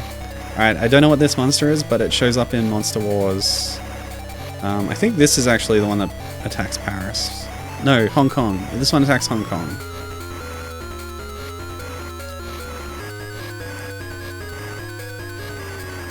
I don't know what it's called, but when I saw it, it instantly reminded me of the skull monsters, the skull crawlers in Kong Skull Island, because of the head having sort of exposed bone, or that's how it looks. So another thing that might have carried over to the Monsterverse. Never bet against the G-Man. Craven has a theory. We'll learn about it later. Oh, Gibbon says, imagine if it had progressed to the GBA. Oh, that would be sick. The, like, scrolling, shooting a fire breath across the length of the screen would be a lot better in with the wider screen presentation of the GBA. Yeah, that would be good.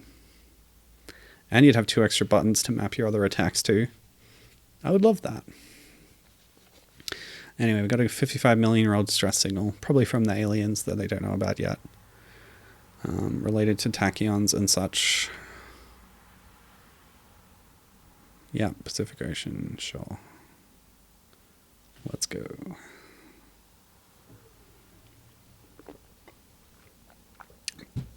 Wait, where am I? What? How does this follow from what just happened? Okay, never mind. I thought we were going to the Pacific Ocean. But we just had a water stage, I guess. Ooh, new plane enemy. Okay, we're doing well so far.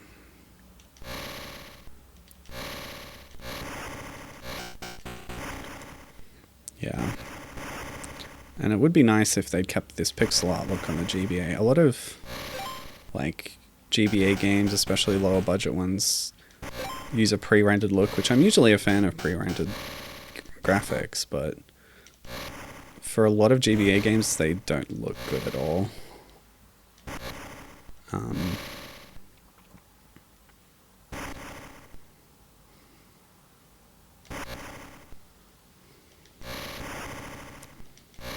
I'm trying to think of examples of games that went, like a series that went from GBC to GBA and kept a general look but just kind of added more detail and stuff. I guess Wario Land 3 to 4 maybe? Starfy? Wait, Starfy was also on the GBA. It was like a prototype for GBC, but I don't think it came out. There's something I'm thinking of. Maybe Game & Watch Gallery? I don't know. Shantae? Yeah, maybe. Although, we never actually got the GBA game until... Well, it's not out yet. Legend of Zelda Oracle games to Minish Cap. Yeah, that was like... more of a graphical revamp too, because it added like Wind Waker stylings to the graphics. Oh god. Don't take all those hits. Okay.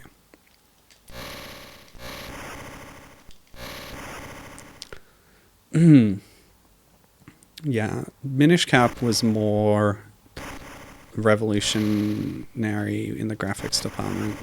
It wasn't just an expansion of the Oracle graphics. I don't know. I'm looking forward to that new Shantae game.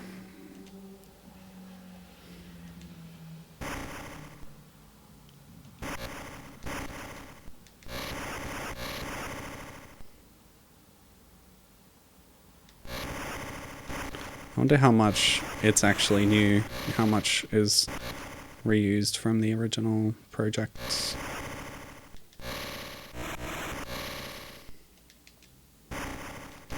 No, I think my bite's already leveled up fully anyway, not that I use it. Also, I haven't called it out yet, but we've got actual, like, monster enemies in these stages for the first time.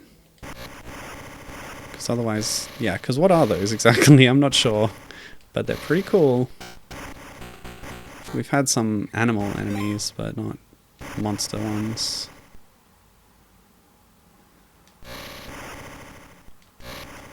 No, no! Yeah, I'll take that.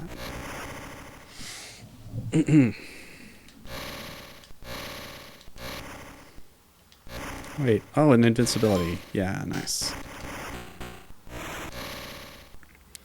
Gibbon says, my understanding is that the original project was mostly finished, and they've just, like, cleaned it up, done the last 10% or so, and added multiplayer. No, the health! Yeah. I didn't know they added multiplayer. I guess I didn't watch that trailer closely enough. Yeah, but only just finishing the last 10% is really interesting.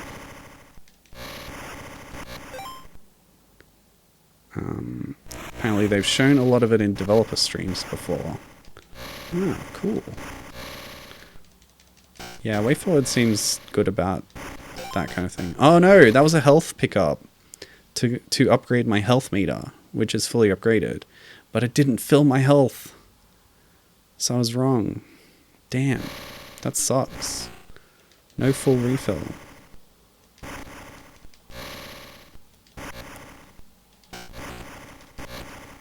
Meh.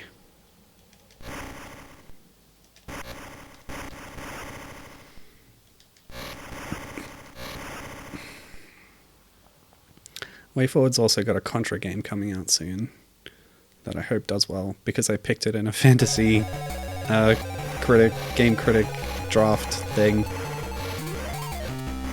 Operation Galuda. Ow, what the frick? So this is Giant Bat, who is a giant bat, by the way.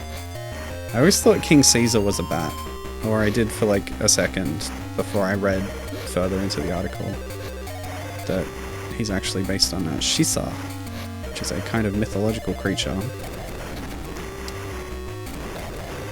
from Japanese folklore.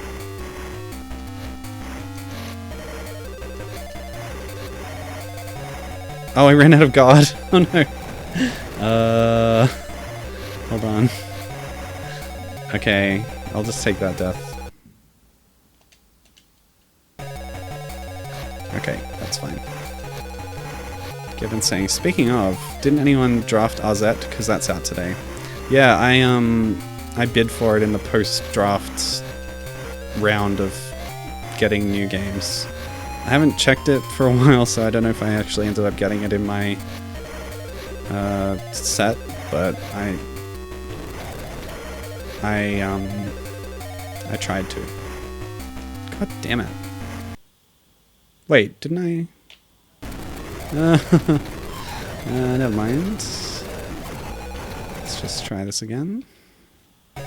Okay.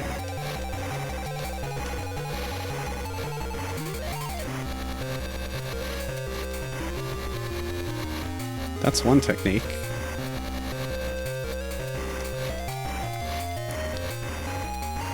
Oh, run out of fire. I wonder if Tail Whip would actually be effective against those projectiles.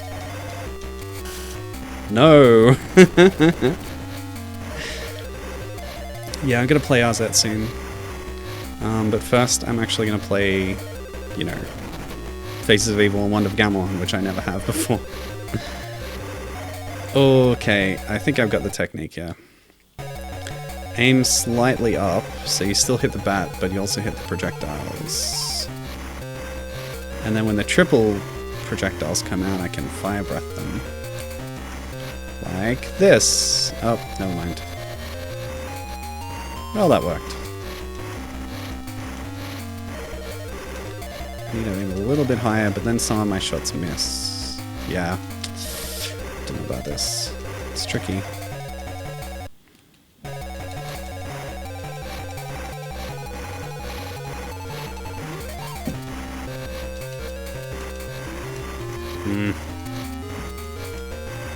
What exactly is it throwing at me?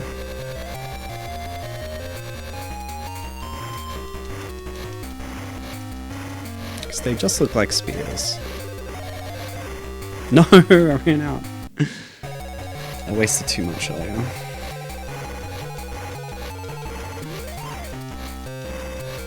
It's probably safer just to aim higher all the time, even if you miss some of the shots.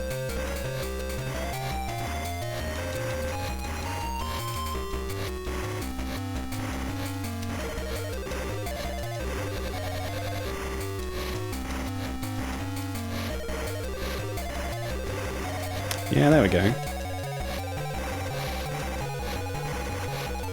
And my shots pass through their projectiles. Ta-da! That thing was really tearing into the G-Man. I guess it was more just throwing spears at me, but okay. Oh, following the bat. This leads into something that I saw in the episode. So yeah, they follow the bat back to Monster Island. They don't call it Monster Island yet in those episodes. Okay, here we go. Gonna follow the bat. See where it goes. Back to no music times. Oh yeah.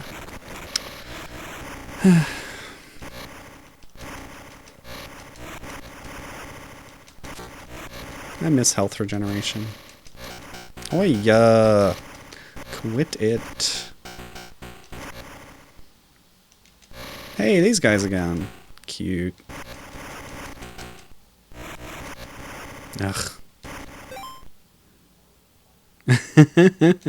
Given says, get ready for no bosses for like 3 levels. But we're going to Monster Island. The next thing that I expect to happen would be fighting Cyberzilla. Judging by how the episodes play out.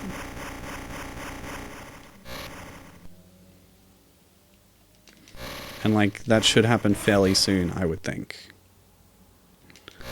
But, oh well, if that's not how they're playing it in the game.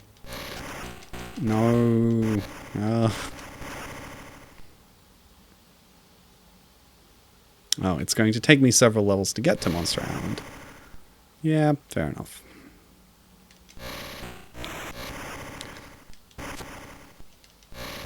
I just don't see any reason why they can't cut out travel time. That was going really badly. I should just take the L there. Hope I don't run out of lives.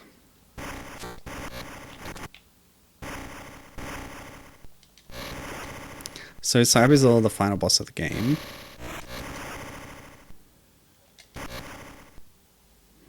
That would make sense. I think that's the last fight that happens in that. Ah! What is that thing? Like a scorpion, maybe? Kind of looked like an alien organism, but the aliens don't look like that in the show.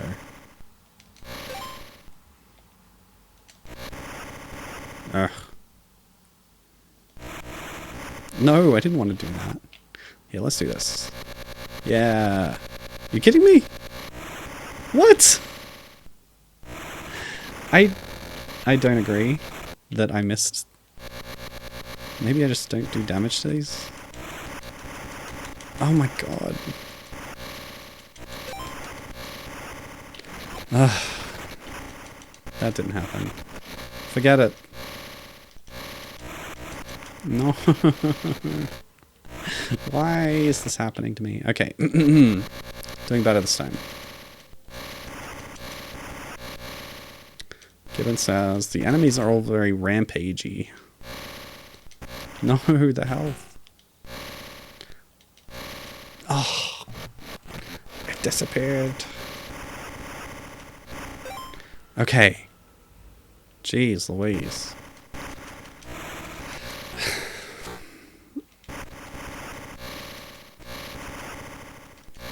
Yeah, I could live with you leaving. Just go. No, it came back.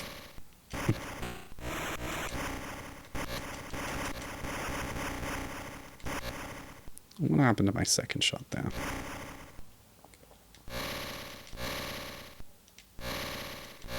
Yeah, I wonder if this game was explicitly inspired by Rampage. Because, like, you certainly don't see this variety of military vehicles in the show from what I saw. In Monster Wars, there's just, like, some tanks, and that's about it. Maybe some helicopters. Like, nothing as varied as this. I don't even know what that truck is supposed to be.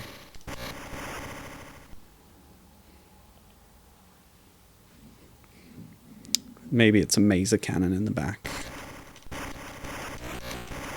What the? Don't know why I wasn't shooting projectiles there, but whatever.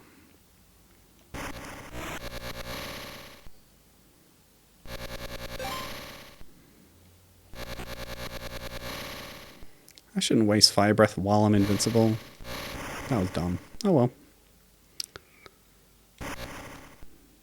Oh, yes. The blessed health pickup. Well, at this angle at least I take out its projectiles. Okay.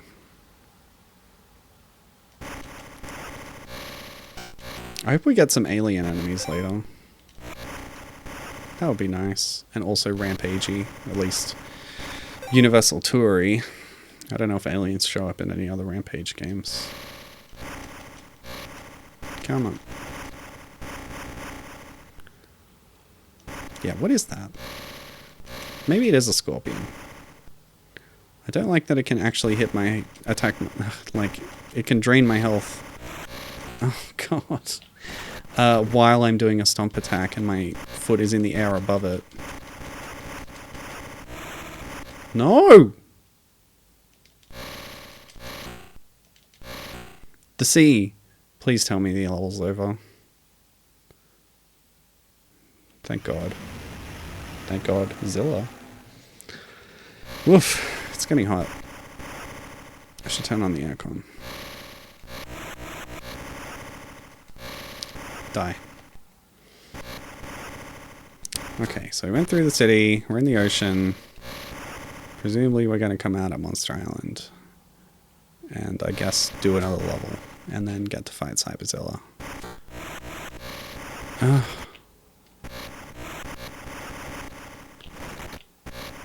I can't deal with this right now. What happened to my walking simulator?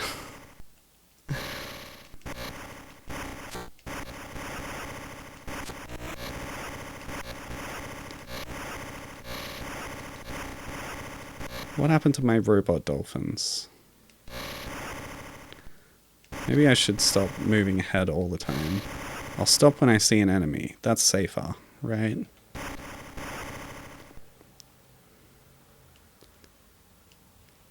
I'm testing, like, how far Godzilla moves after you stop pressing the button.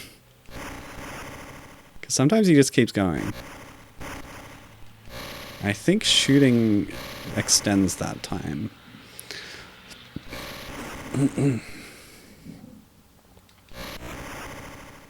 B.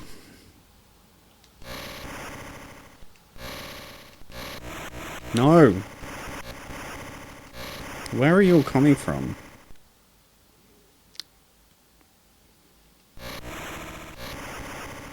Why can't they just make a visual novel about Godzilla? Base it on that puppet show. Where they're just like hanging out on an island or whatever. I don't know what happens in the puppet show.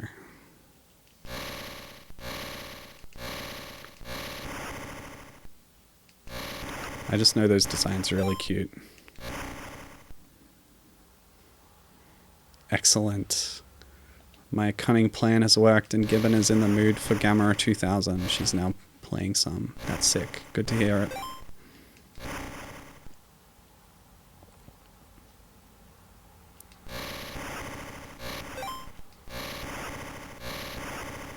This game needed live action cutscenes. That would be nice.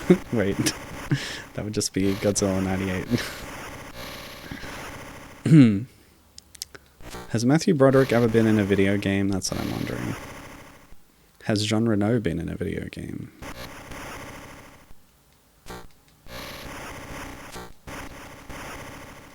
Was there a Leon the Professional game on the PS2?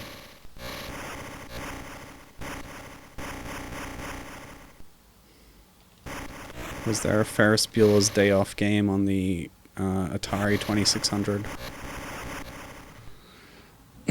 Oh, that's the end. Okay. What else has Matthew Broderick been in that might have got a licensed game? He was in...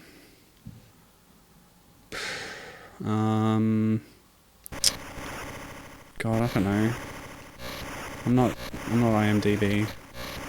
I am not DB. You know, IMDb really went downhill after Amazon bought it. Like a lot of things that Amazon bought.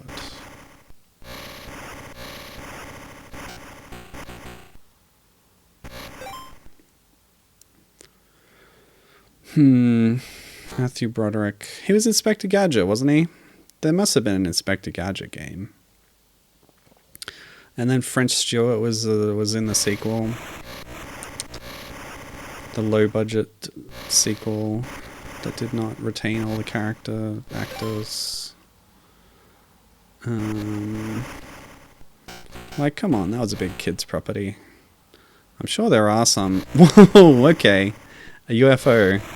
Well, the alien ships in the show that are from the Leviathan race or whatever they're called do not look like flying saucers, but that was definitely just a flying saucer. Yeah, so there might be some Inspector Gadget games that are just based on the show and not the movie, but I don't know. I would have to do some research.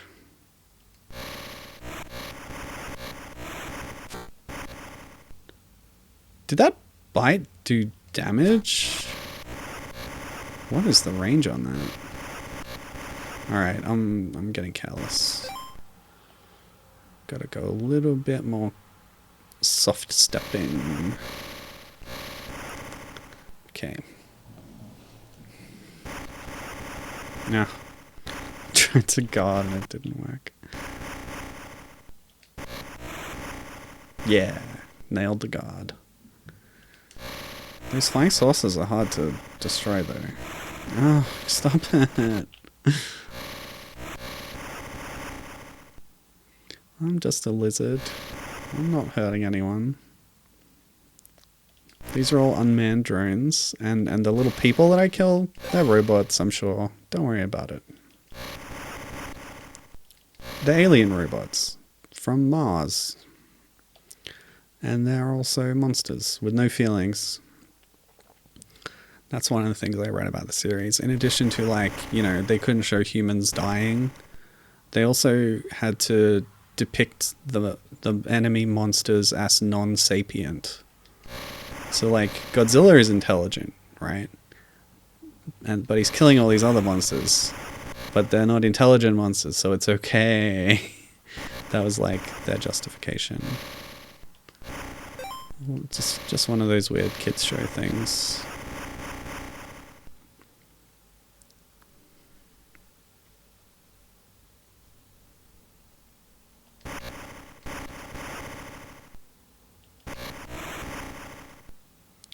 Try my fire breath. Yeah, that worked. Sick. Didn't get hit. Oh, that's true. Gibbon points out he's also rarely killing them because a lot of them return in bit parts in later things, like Monster Wars, for example. Very good point, yes.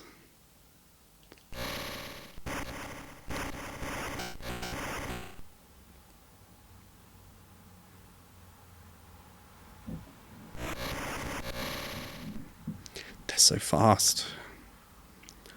Okay, this is alien base material. Is this level nearly done? Then I can fight Mummy. Mama. Mama. Mama.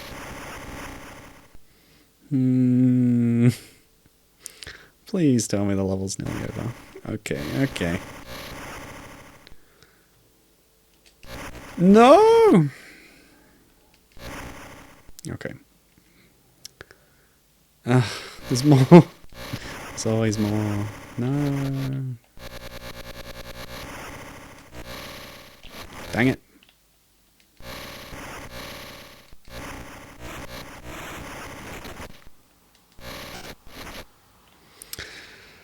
Okay.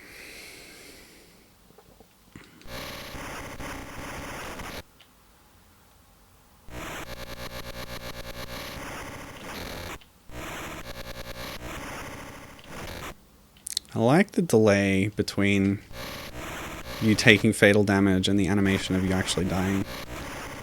Oh, this is bad. How did I get in this situation? By playing badly.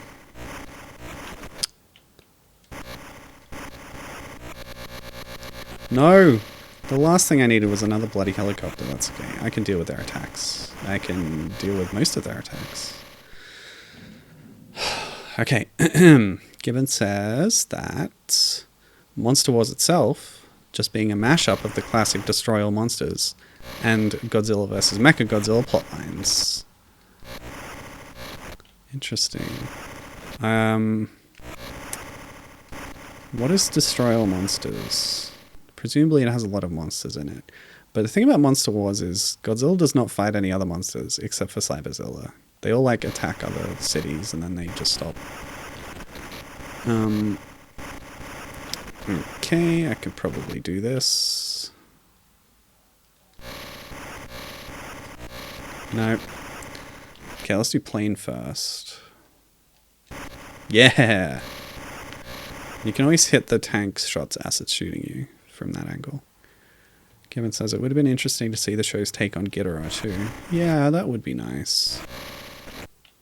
They would have a nice gnarly American comics style design for them. Although I will note that the show was animated in Korea.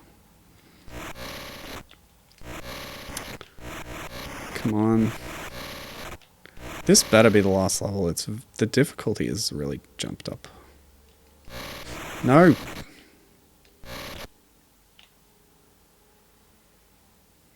We're like totally safe scumming now, but I don't mind.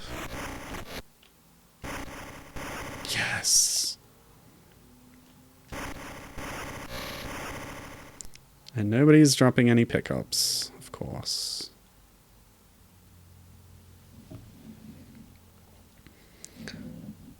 Sacre bleu! That is not how you spell blue in French. Who is that? Mother of God. That's the first Godzilla. Madre de Dios. Watch out, guys. She has high-tech missile launchers installed. She's headed for Godzilla. Sick. Here we go. Yes. That is a really cool design in the Game Boy form. That's looking good. Look at her go. Oh, yeah. Is this the final game appearance of this Godzilla? I don't know about the chronology. Well, that wasn't very difficult. Tell me that's not the end. Yeah, go Godzilla. She's down. Woo. And look, the aliens are retreating. But what did they want? They did not brainwash Elsie. Okay.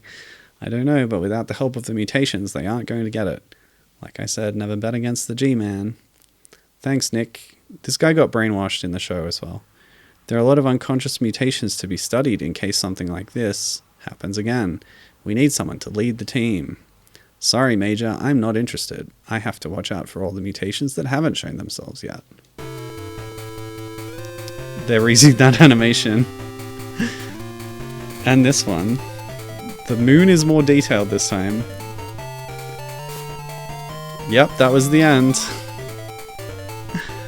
Oh, wow. Oh, sick. Okay, Gibbon says, Destroy All Monsters is the debut of Monster Island, and as aliens using control devices to have various franchise kaiju attack major cities around the globe, ending with the control devices being commandeered by humanity and used to have the other kaiju assist Godzilla in killing Ghidorah and taking out the aliens. It canonically takes place after all the other Showa era films, even though it came out in the middle of the Showa era, and predates the invention of Mechagodzilla. Wow. That sounds like a lot of fun. She also said, Final Wars is just a remake of Destroy All Monsters. That makes a lot of sense. Yeah, Monster Wars also, yeah, like you said, sounds very similar to how you've described that plot. Okay. We've cycled back around. I feel like the second game was actually shorter than the first one. But having more engaging mechanics gave it a bit of an edge, I think. Well, even if that kind of exhausted me try and keep up. The difficulty suddenly jumped up a lot. Cool. Well, I guess that's it. I did promise you a little bit of gameplay of...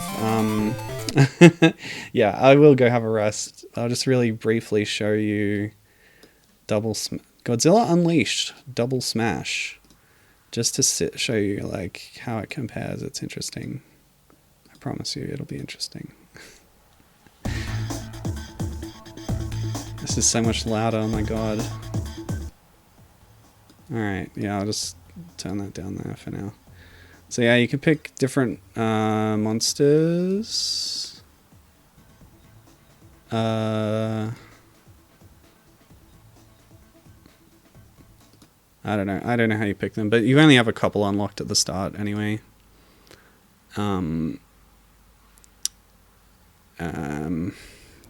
So yeah, what I love about this game is the art style, especially evident in the manual, but the in-game graphics are kind of cute too. Let's just, yeah, I don't... Skip. This is not important. I just want to show you the gameplay. So this is like a handheld accompaniment game to the third of the games released by whatever developer it was, on like the PS2 and stuff. So Godzilla Unleashed is the third one, and it got a tie-in game on the DS. The second one got a tie-in game on the GBA made by WayForward, but in a different gameplay style.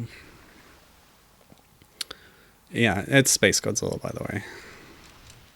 We saw them briefly in Generations Max and Impact, but also Ebirah and Titanosaurus are here.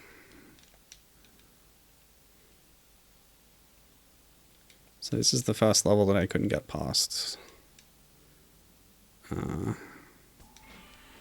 It's got this dual screen thing going on. So you can jump between them and then you do this like mid-air attack thing. But like the enemy spam is just relentless. Your attacks are very ineffective and strange. It's just a really weird game. But it looks really nice, I think. There's a way that you can swap between the two monsters, but I don't remember how.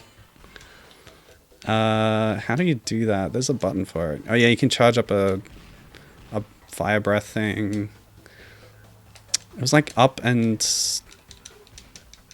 Yeah, you can jump up there. Maybe it's only when you die. I'm pretty sure there was a way to actively swap between them. And you can do like button combos to do different attacks, but it's just, there's so much projectile spam that you can't avoid that you just end up losing all your health. And then you've got a life counter in the top right there. And there's just not many lives. Yeah, ideally there would be a little separation between the two screens. Okay, Godzilla took lethal damage. So then Mothra comes in. So for each... when you pick your monsters, you pick a ground one and a flying one. So this is the classic pairing of Godzilla and Mothra. But yeah, I hope you can see what I mean about just how like janky the gameplay feels.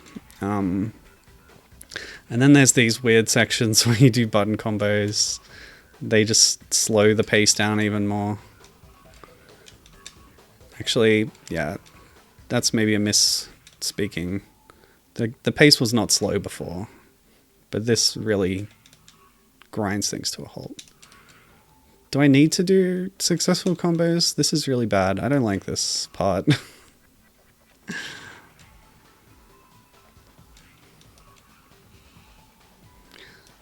But yeah, this is like kind of teaching you as well that you can use button combos in normal gameplay to do more complex attacks, like that rolling wing attack. But none of them are really useful compared to just spamming a basic attack, really. So yeah, it might as well not exist. Hey, we did it. So dumb. So I can also swap between screens as Mothra, but she naturally returns to the top screen. And I also have a projectile. But it can't be charged like Godzilla's. Yeah, okay, I'm done. That's just what I wanted to show you. A game that I tried to play and decided it was not very good, but coincidentally had pretty similar gameplay style. Oh god, yeah, I'm gonna rest. Thanks for watching. This has been a lot of fun. Yeah, next week maybe some Argonaut stuff, if I can't think of something else. Yeah, look forward to it. Thank you for joining me, and I'll see you next time. Stay safe out there.